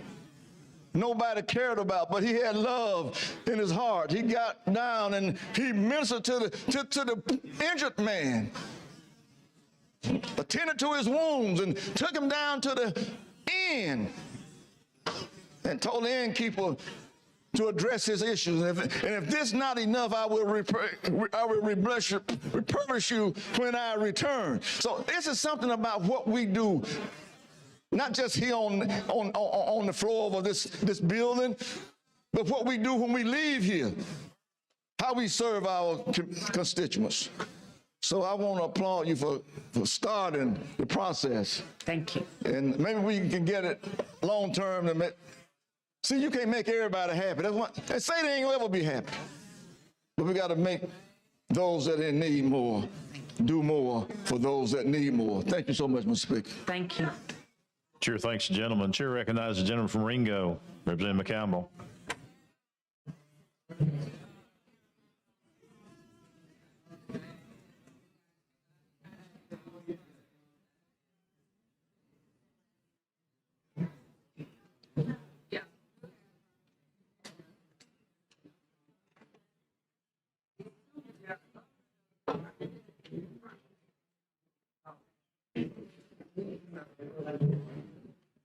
Thank you, Mr. Speaker, for the recognition.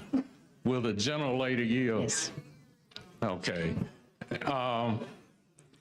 You know, I'm here, and I understand how people can be very conflicted in this body in terms of the task that is before us. But you know, this is a task that we ask for. Now, the problem is we each then have to begin to ask ourselves, why did we ask for this task? You know, when we start looking at this type of legislation that is a very divisive legislation, the question is, are we doing it because we are trying to satisfy a certain segment of the population, or are we doing it because it's the right thing to do? I talked with a couple the other day. Well, I guess it was either yesterday or Tuesday. They've kind of run together right now. But I talked to a couple, and they told me that they were trying to actually have a baby. And they were going through this process, had drawn about $40,000 out of their 401ks. Now, that's their future that they've drawn out of. And if this legislation doesn't pass, then and as I was talking to them, I said, we'll do something about it. And they said they don't have that much time. They have about 3 weeks before their money would be forfeited, and they'd have to start the whole process again. I'm saying that to say this. We are trying to put a Band-Aid on a situation right now.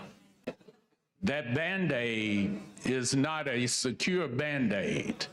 We have these companies that they are going to turn to us and say that, okay, you said I was immune. And I talked to the legal minds in here, and they've said that we create immunity all times for different things.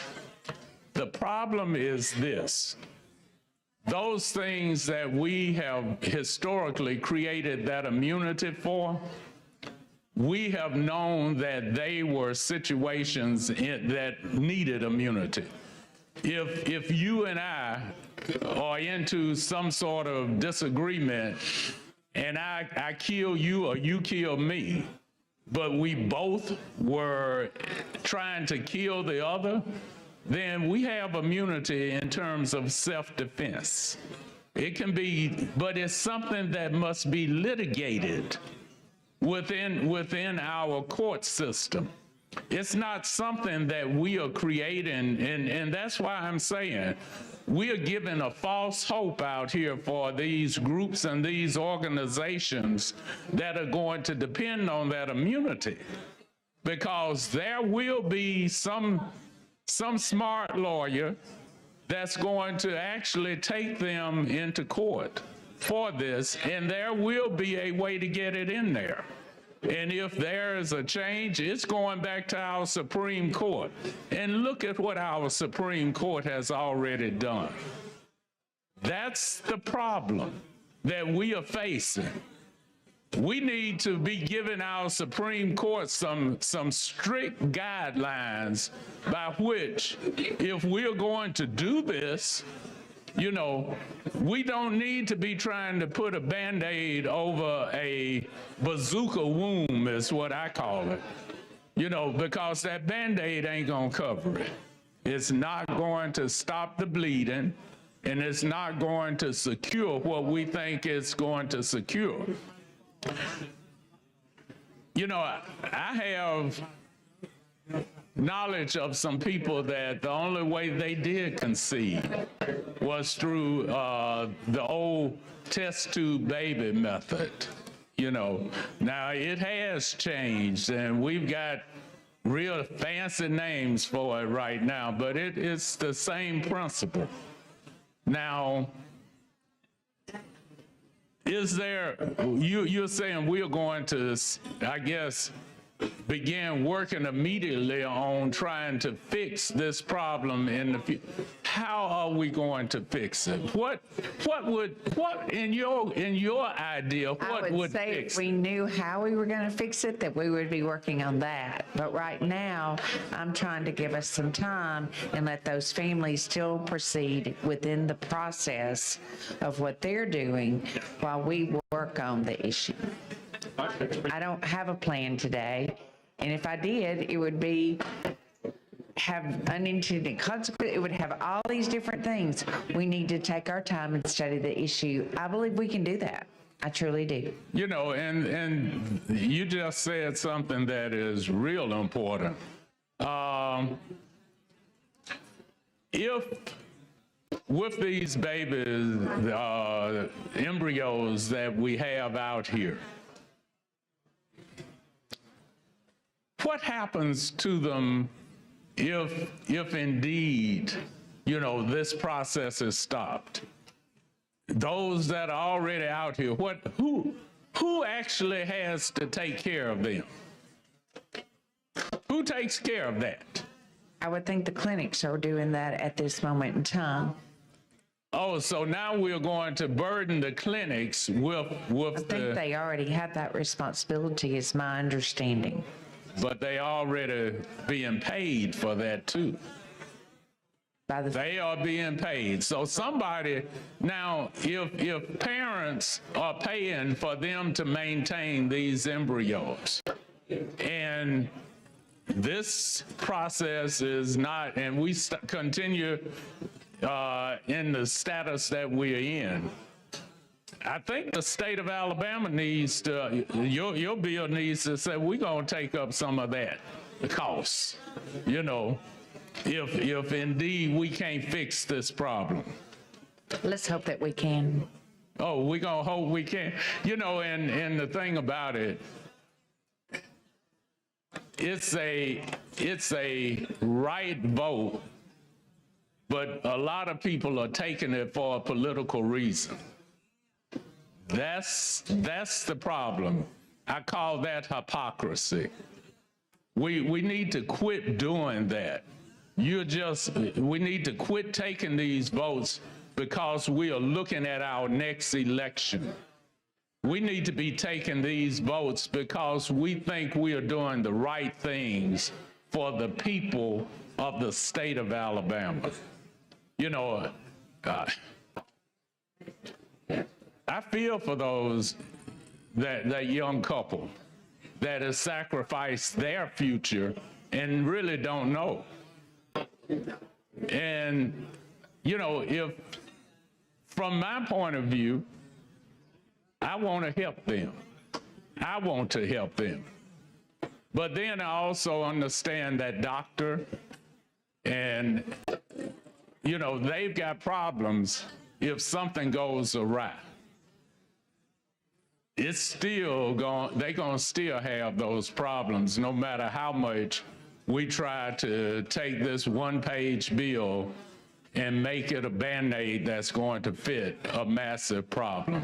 So I'm going to sit here and, I'm glad I got an opportunity to speak on this issue. I see my friend walking around, so he's getting a little nervous. He wanted to hear all of the debate. So he's walking around right now trying to make a decision, Mr. Speaker. But that, we understand that's a part of the process. But this is something that's important, and the people of Alabama need to hear this debate. Thank you. Sure, thanks, gentlemen. Sure, recognize the lady from Jefferson, Representative Hollis. While she's making her way down here, we'd like to welcome the Alabama Federation of Republican Women, the ladies in red. And with that group is from my own DeKalb County group with Tiffany Graben and Cindy Holcomb. Thank y'all for being here today.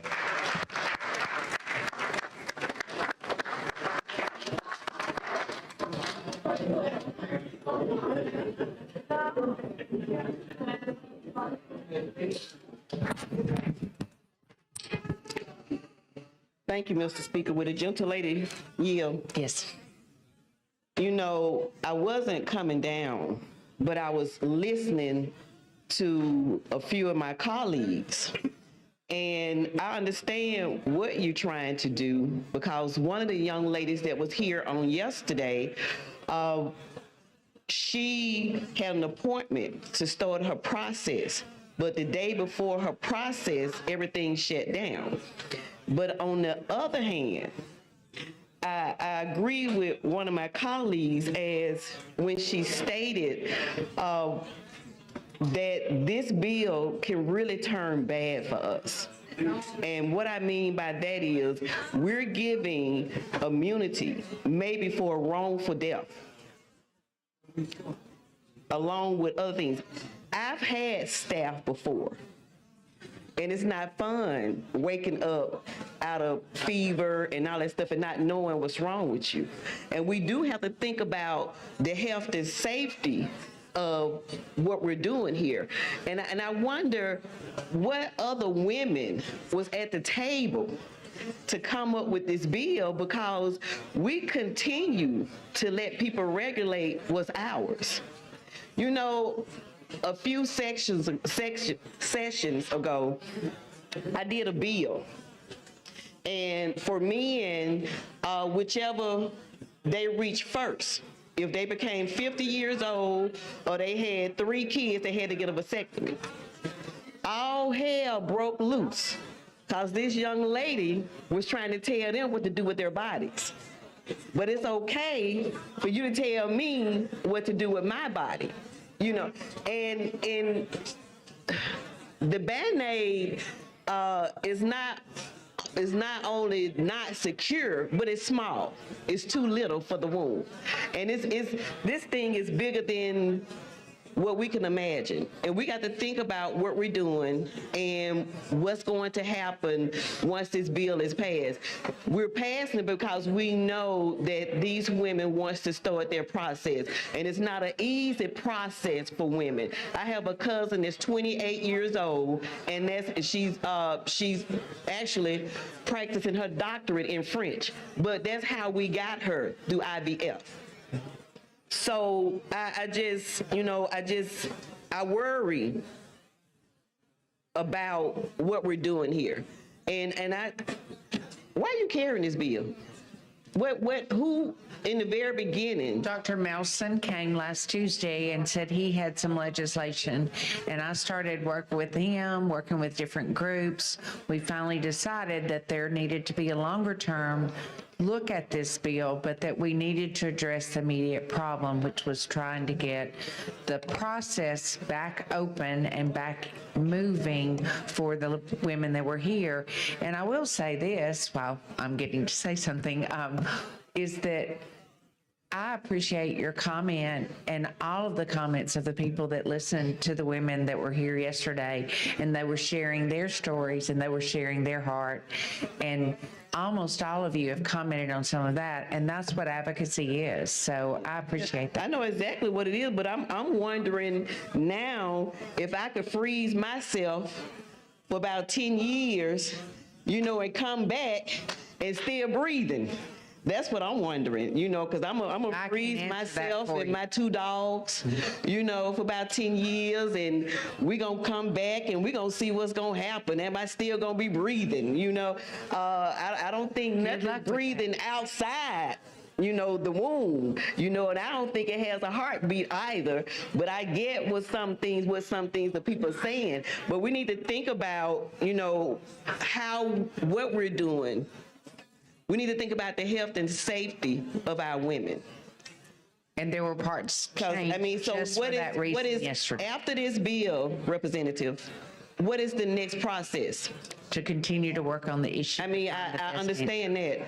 Working on it, how? What's your next step?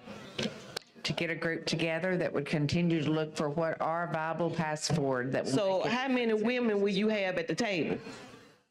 There were several there through the last week, and I'm sure there will continue to be several. Because after a while, I feel like we're going to be walking boxes around here after a while. We letting them take everything. We have to start standing up as women. You probably have all your children you're going to have. I done had all I'm going to have. But we still have future. We still have a future that we need to think about. And we need the health and safety issue is an issue for me, and I thought about that, and I sit up and I was like, I've had staff, and that's not fun. And where did it come from? And I'm looking it up, researching at the time when I had it. Where did it come from? How did I get it? It's supposed to be one of the cleanest places, a hospital, but I got it. But what I don't want to see happen is that the women are not safe, or there is a wrongful death, or I'm not going to say that a doctor would intentionally hurt someone, but we giving them that pass if something dangerous happened. So, well, I'm gonna stand on up here for my little 3 minutes. Everybody ready to go home. I ain't got nothing to do today. I really don't have anything to do but go home and lay down and get some rest. Oh, I got an appointment today, but I can always, cancel that. But how many women was at the table? Different amounts. How many? Different amounts. So you don't know how many women was at the table? Well, I sat at the table with 2 and 3, and how many men was at the table? Usually just 3 or 4. Okay. So you saying it was a total of 6 people, 3 women, 3 men? I'm saying it changed very much because different people are interested in this issue. Okay. Was it more women than men? There was not more women than men. Okay. And the women was okay with, I know you changed this, the bill changed, and so we can get everything open, but at the same time, I'm curious to see what's coming up next and what's the next step and how we're going to approach it and how we're going to actually help women, and let women have their choices, their own choices. And we had a lot of people to get up here and talk about God and bring the Bible verses and all of that. And there's not one person in this room that could take someone to heaven or hell. No one in here could take anybody to heaven or hell. You have your own relationship with your God, and you can ask for forgiveness, or you could do what He wants you to do. But we can't be God and tell people what to do. And we need to stop doing that. We need to stop telling people where they're going, because we have no control over God, none whatsoever. And I always say, you don't have to announce your religion. All you can do is walk in it. What your walk and your talk show where you coming from. Your walk and your talk show your beliefs. Because I see a lot of hypocrites. They saying Jesus, Jesus, Jesus, but they ain't showing that Jesus love. They not showing the love. So I sit there and I look at you differently, because you want to pastor to everyone and you want to talk about life and you want to talk about love. But we got all these children in the system. How many of you have adopted these children? If you care so much about life, life goes on till you, 19 years old? Is it 18 or 19? 18 or 19. You got life goes on. No, I'm saying until you are independent on your own. So I'm saying that there are children out there in the system. If you care so much about life, why are these kids still in the system? You got big houses out there that can house some of these children and food that can feed these kids. So if we gonna be about life, let's be about life. And then let's show love. If you're gonna talk about it, walk in it. Thank you, Terri. Thank you, Mr. Speaker.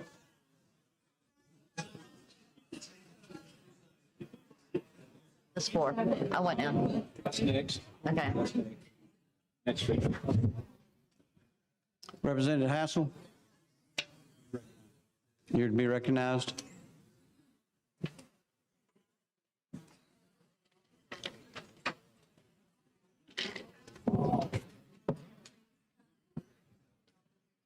Thank you for the recognition.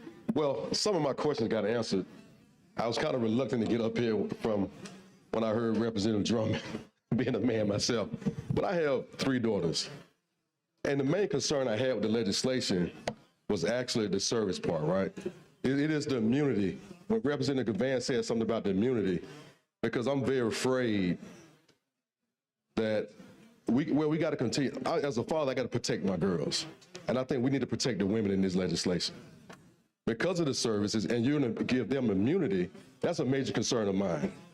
Because of the fact that if a doctor make a mistake, and listening to Representative Gavan, I think she made a great point. Will that woman be able to come back and prosecute that doctor if they make a mistake? during this process? We believe that we've tried to cover both the doctors, the process itself, and the women. Okay. But now the legislation I read, I didn't see, I guess because we need to describe the services, the good and services part, because what is immune and what is not. And that's what I didn't see in the legislation that I read. And we didn't define it in the legislation. And I think that's what everybody's talking about. Like, we need to do something about it. In that span of time until we come up with a final solution, what exactly going to happen? We're not protecting the woman in that case. You know, so, and that's the only concern I had. A lot of questions got answered for me, you know, but I just want to protect the woman more. We're here to, I do understand what you're trying to do, but I just want to protect the woman more in this particular legislation. And so I think we need to kind of reconsider this and let the members know that we need to reconsider it so we can protect the woman. If we're here to protect the woman, let's protect the woman.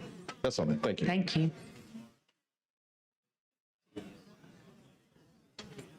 Thank you. Representative Hollis, you're recognized. Okay. Representative Yarborough. The gentleman from Morgan.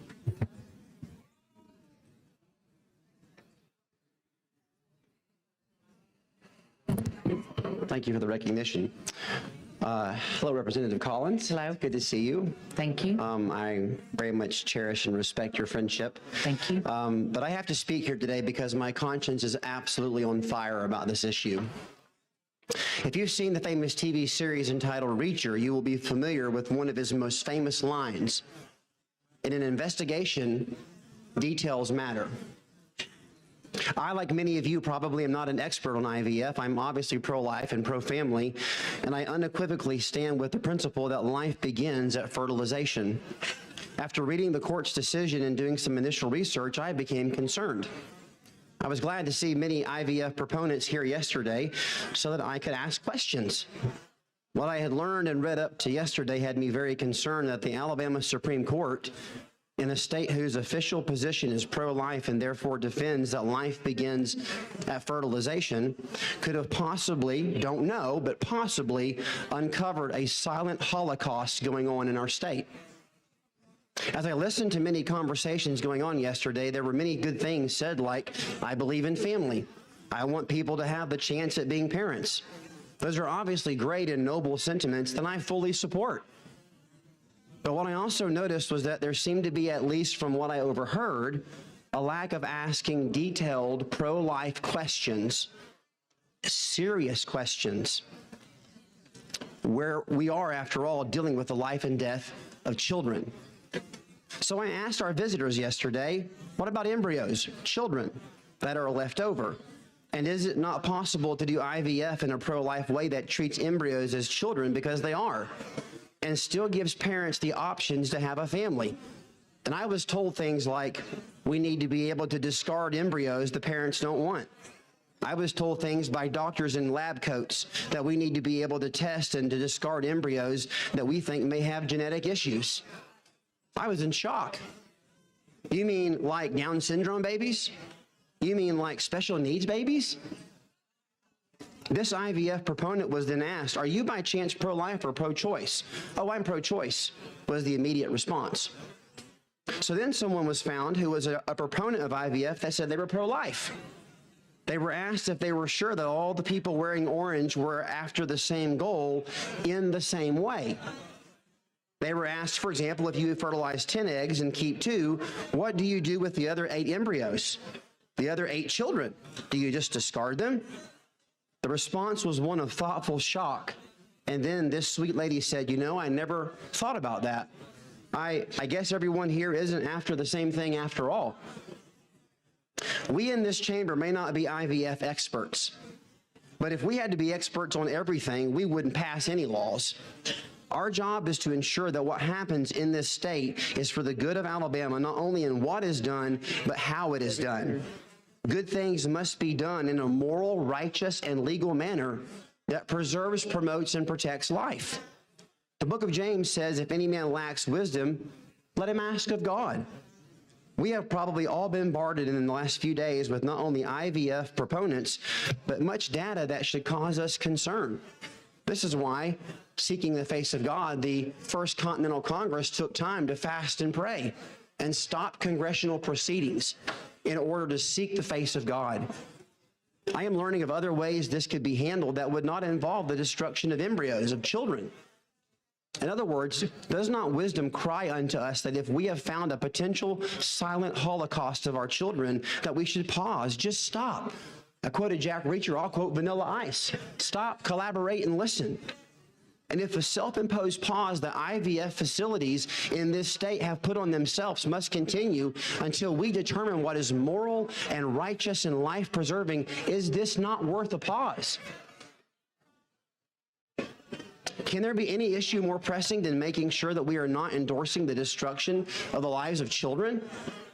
If we have, by God's providence, had this issue, we've had it put in our laps, not by any pursuit of our own. It is incumbent upon us to sit in the pause. And like the first Congress under George Washington, take some time maybe to fast and pray and seek the face of God while we pause what could potentially be the destruction of children that we maybe weren't even aware was going on. There are paths forward. There are options that we can pursue, but by rushing this through and not taking time to maybe pause IVF, sit in the pause, and really do our job to make sure that we are not signing the death warrant of Alabama children, it is our responsibility to make sure that we know exactly what is going on and what in the world we're even doing. In the name of all that is holy and good, God in heaven above, help us. Sometimes stopping what is going on and doing nothing until we know what it is we are actually endorsing is the only right choice. We otherwise run the risk of opening a Pandora's box and undoing all the good that many of you in this room have fought to obtain. We're giving blanket immunity, but do we really know what we're giving that immunity to? The psalmist said, Selah, pause, stop. If we don't know what we're endorsing, we have to be careful. We have to be careful. So if we're going to give immunity, we have to make sure that whatever we're giving immunity to or for is not the death of children. So I have an amendment to offer, and the amendment on this bill. Clerk, see the amendment. Offer it here. Amendment to House Bill number 237 by Representative Yarborough. Representative Yarborough, will you care to explain your amendment? Yes, thank you, sir. It simply adds, doesn't strike what's there, but it adds that subsection A shall not provide immunity to a person who intentionally causes the death of an unborn child. And that's my amendment. Thank you, Mr. Speaker. At this time, we've worked so hard with every and or in this bill that it is my goal to keep the bill like it is today because it's agreed upon to open. So at this time, I move to lay this amendment on the table. Okay, you've heard the sponsor's wishes is to lay the amendment on the table. If you'd like to lay it on the table, the vote is aye. If not, the vote is no. Clerk will unlock the machine, the members will vote. No!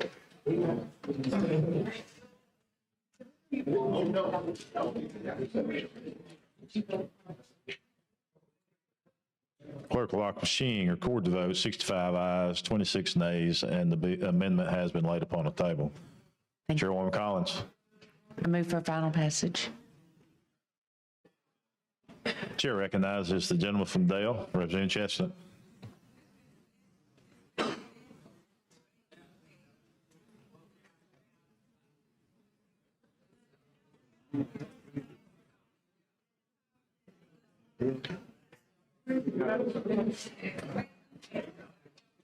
Does the gentlelady yield?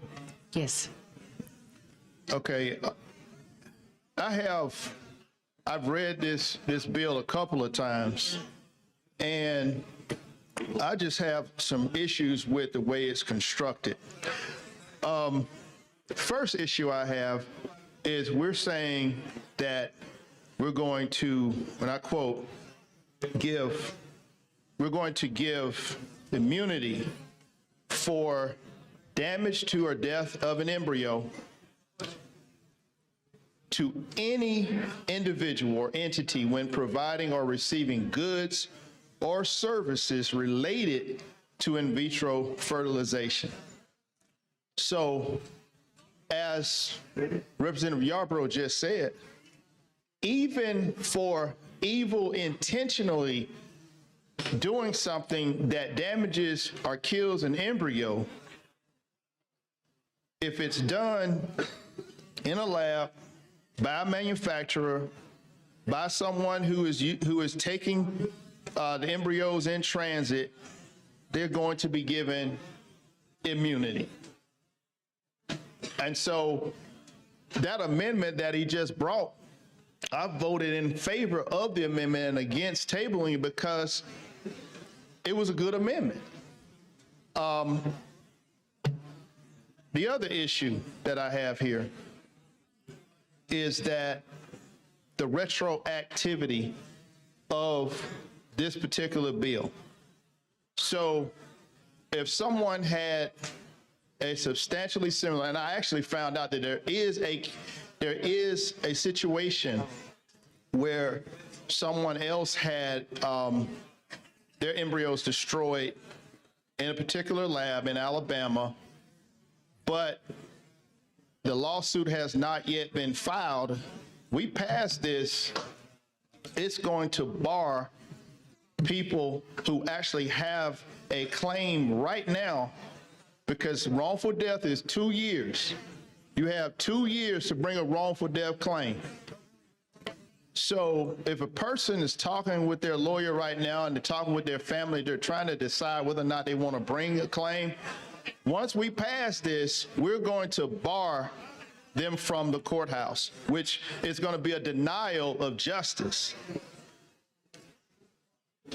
The other thing I would like to say, and I would like to see take place, is some standard of care. Because right now we're talking about intentional acts, negligent acts, wrongful acts, wanton acts, reckless acts. They're all protected. Immunity across the board. Would you have a problem with accepting an amendment that imposes some level of a standard of care? Some level where you can't intentionally destroy an embryo. You can't recklessly destroy an embryo. You can't carelessly destroy an embryo. Would you have a problem with an amendment along those lines? I would have a problem changing this right now because this has been agreed upon to open the clinics. And that's why some of those issues, which are very, very important issues, need to be addressed. So let me bring something else to your attention. This, as written, is going to have what I consider to clearly be an equal protection challenge, because you're literally treating the in vitro versus an in utero, because we're saying they're persons, both in vitro and in utero. But you're going to get blanket immunity for damaging or destroying in vitro, but you're not going to get immunity for damaging and destroying in utero. You do understand that that is an equal protection issue under the United States Constitution, do you not? That's a question. You read the Constitution, don't you? Have you read the Equal Protection Clause? I have read it. Doesn't that? Not an and you don't have to be a legal scholar. I can't answer that question. You're treating one different from the other. We're providing immunity right now for the provider and the receiver in order to try to get the process for these families back up. And I've said all along that I believe that we have to continue to work on this issue.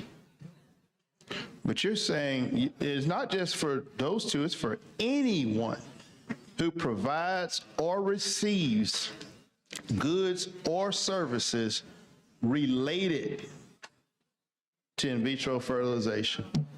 Yes. And that doesn't bother you? I believe that we will continue to work on this issue long-term. Okay. Would it be in order if I tried to bring the same amendment that Representative Yarborough brought? We've already laid that on the table. Okay. I'm asking the speaker. Is that, it wouldn't be, okay. All right. Got you the rest of my time. Thank you. The chair recognizes the gentleman from Lauderdale, Representative Harrison. Thank you, Mr. Speaker. Thank you, Representative Collins. I just want to make a few points here, and I'll be very brief. I am pro-IVF. I am pro-life. I believe that life begins at conception. I have in my hand, let me bring up my,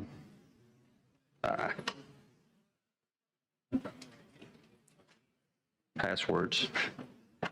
Have in my hand the laws governing embryonic transfer and IVF in Louisiana. You've made mention to it before.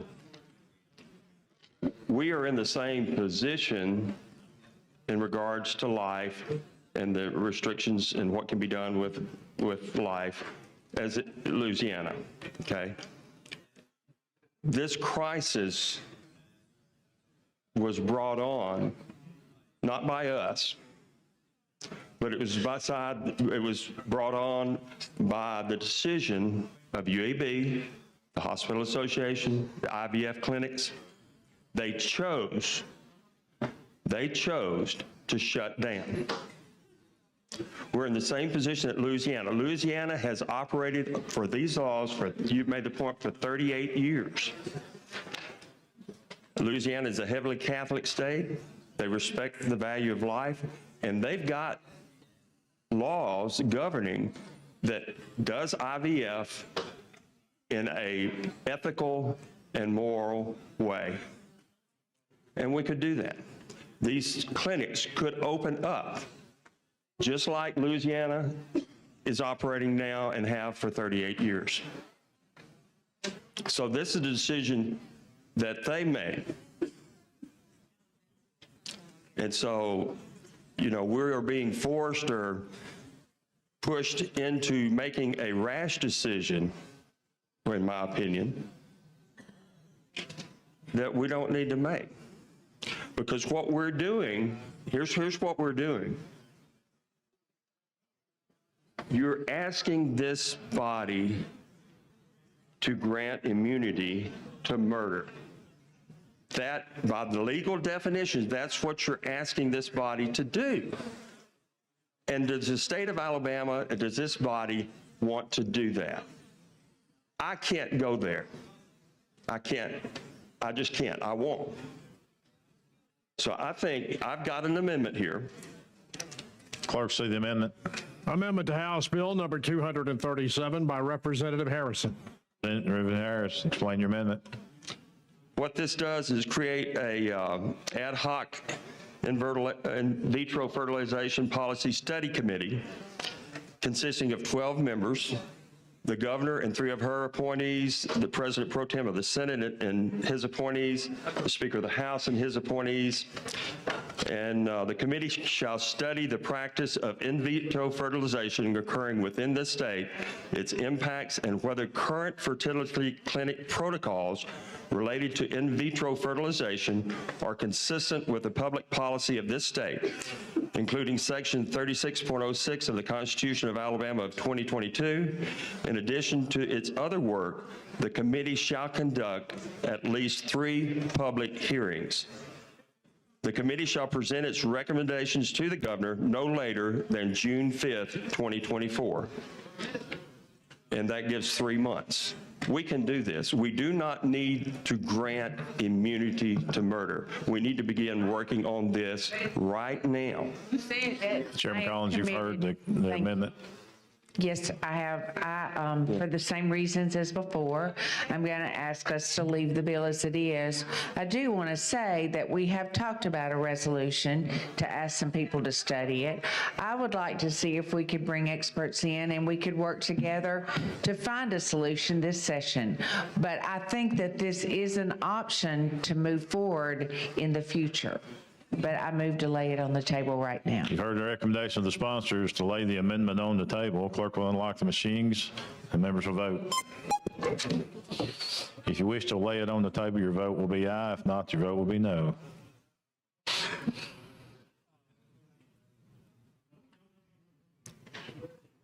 Clerk will lock machines, 71 ayes, 21 noes, 7 abstentions. The amendment has been laid upon the table. Thank you. Chair recognizes the lady from Montgomery, Representative Morris.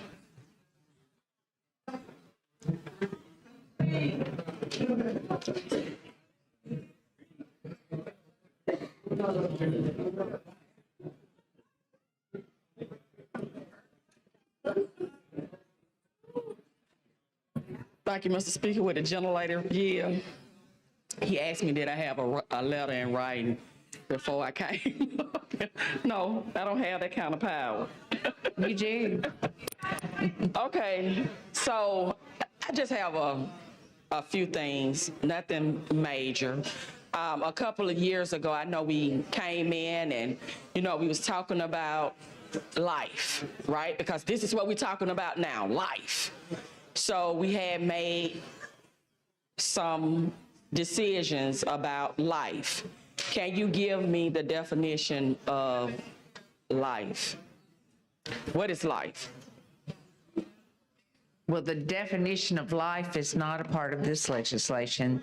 This legislation is about providing immunity for those that are providing and those that are receiving IVF services. So, but what is IVF? Is that not considered, are we not talking about life? It's a process that families are using so that they can have children. That's got what? Life. It's Yes. life. Yeah, so now we still on the same thing, life. Okay. Okay, so now I want you to tell me when does life start? This bill is not about that, and I think that we are going to have a greater conversation about that. And I heard but you this bill say is not that about a lot of times, that we're going to have this conversation and go a little bit deeper and sit down, but the only way that you can really fix this is you're going to have to redefine life. You can't fix it unless you redefine life. That's it. That's the only way. You could sit down and we could talk about it all day and say that this is not what this is, but we're talking about kids, we're talking about life. Whether they're in the uterus or out, we're still talking about life. So in order for you to fix it, in order for us to fix what the opinion is, in order for you to fix anything that you're trying to fix, you have to redefine life. So that means that if young lady get pregnant, ectopic birth, tubal birth, stillborn birth, one child, and they have to have what we hate to say the word in here, abortion. Well, all of those are actually covered in our law. That's covered in the law, right? So in this bill, in this IVF life, so if you have 8 embryos and you use 2, what happened to the other 6? That decision isn't decided in here, but it does give immunity right now to the receiver. It gives immunity to the receiver and to the doctor. Yes. So we just gonna be out here just letting them do whatever, and we're gonna write it in law again like we did life. Because if we would have actually just sat down at the table and just listened to each other instead of just, running with the life, what it means, in our own opinion, life is at conception, fertilized. I know what you're trying to do. I like the bill. I'm going to vote for it, of course, because we are dealing with what? Solve an immediate problem. No, we're dealing with life. That's what we're dealing with. So until we all sit down and have that uncomfortable conversation, until you all get it inside your head that this is what we're going to have to redefine to fix it in long solutions, no matter what you say and what we do inside this state house, until you redefine life, we're going to be right back at it. Thank you. Should recognize the gentleman from Morgan, Leader Steinhagen. Thank you for recognition, Mr. Speaker. I have a motion in writing. I move the previous question. Clerk, see the motion. Motion in writing, Mr. Speaker. I move the previous question. That is a motion to move the previous question. Clerk, unlock the machine and the members will vote.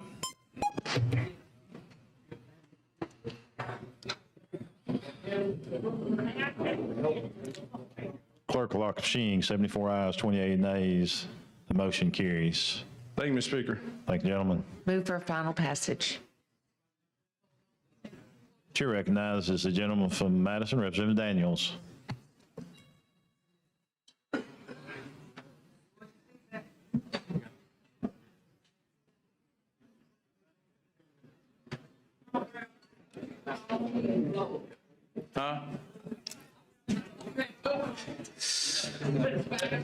With the gentlelady yield. Yes. So first of all, I'm thankful that we are trying to address the issue, although this is, to me, is a Band-Aid on a longer-term problem. And I do know that we've had many discussions about how do we solve the problem long-term. I know we've talked about putting groups together, probably a study commission to kind of address it with professional scientists and doctors, folks that actually know best. And also making certain that we're doing what needs to be done to finally address the issue, because I don't think any of us saw the Supreme Court decision coming. Otherwise, certainly we would have tried to address this. But I think that oftentimes we talk about unintended consequences on a number of pieces of legislation that have been introduced in this chamber. And this is one of them, whether it's the 2019 law, as well as the other law that kind of deals with personhood. And so we're seeing these unintended consequences play out now.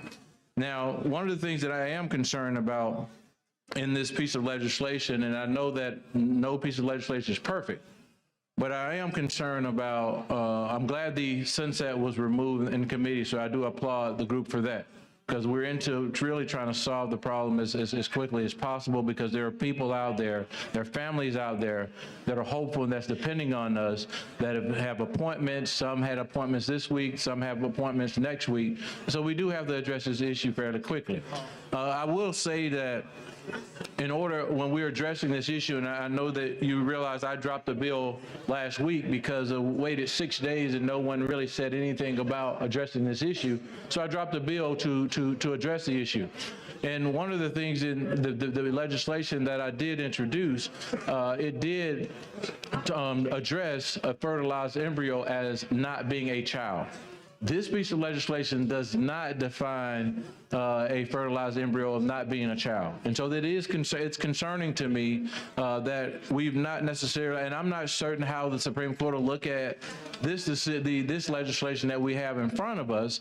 Though it's not perfect, we certainly got to have realistic conversation, not continue to sidestep and work around the issue at hand.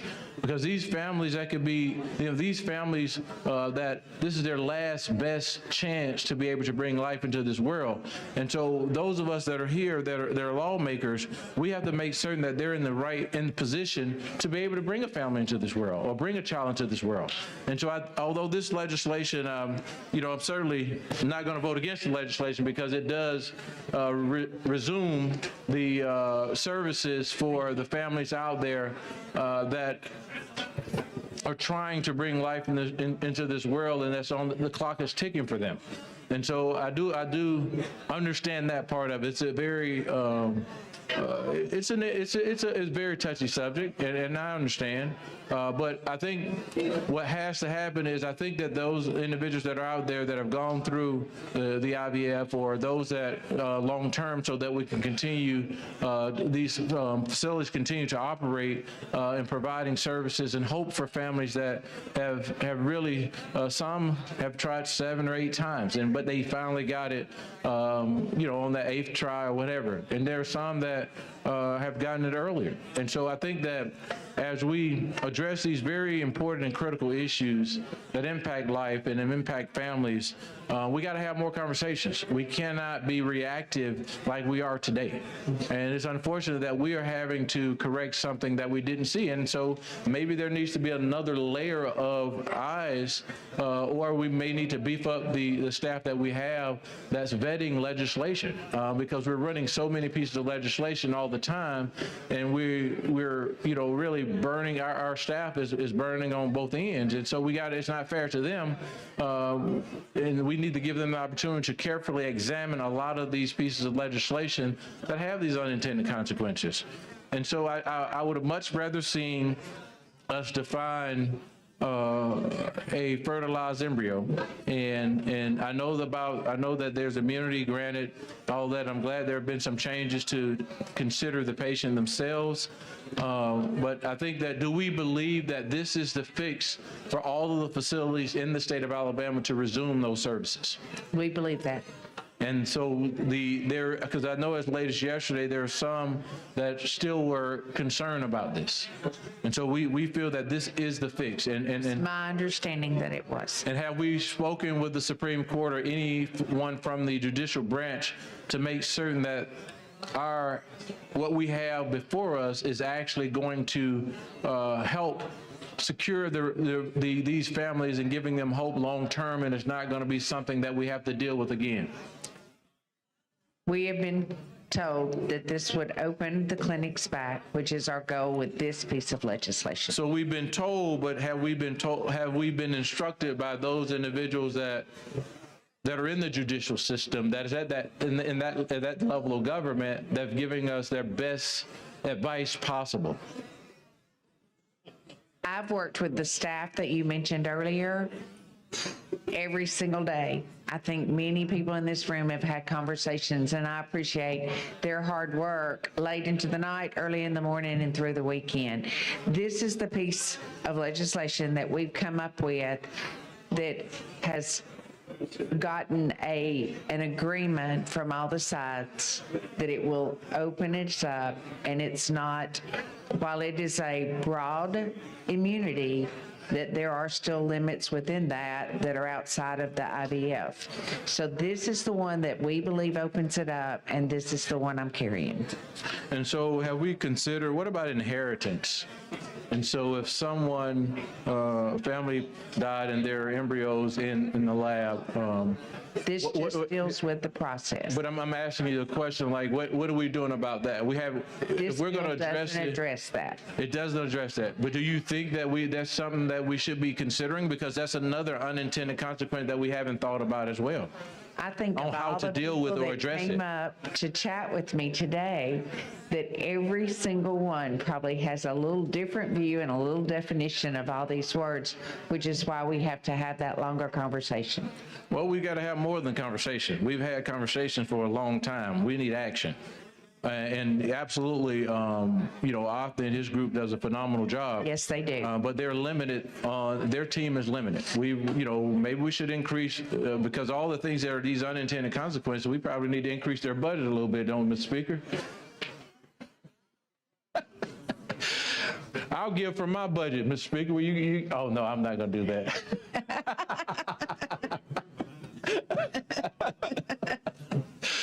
But I think that we have to commit to having a longer term strategy for these unintended consequences.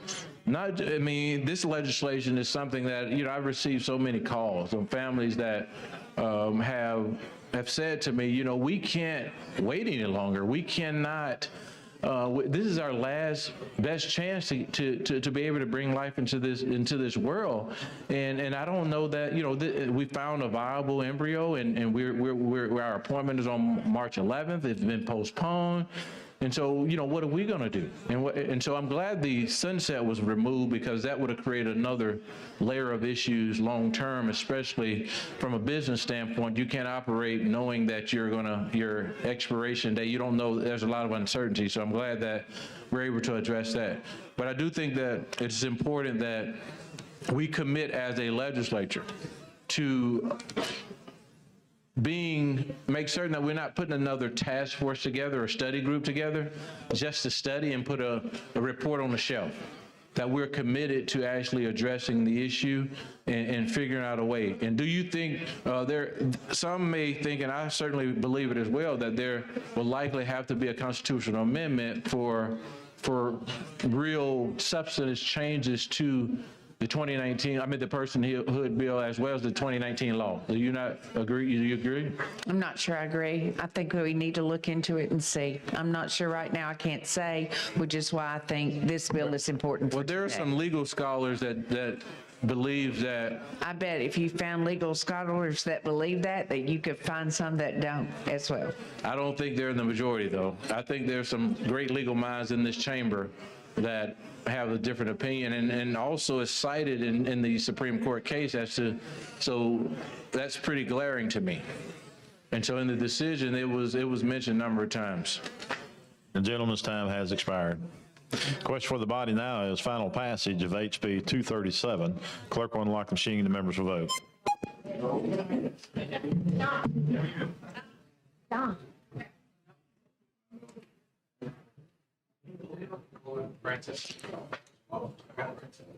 All the members voted. Clerk will lock the machine, record the votes, 94 ayes, 6 nays. HB 237 has passed. Thank you, Mr. Speaker. Thank you, body. Thank the lady.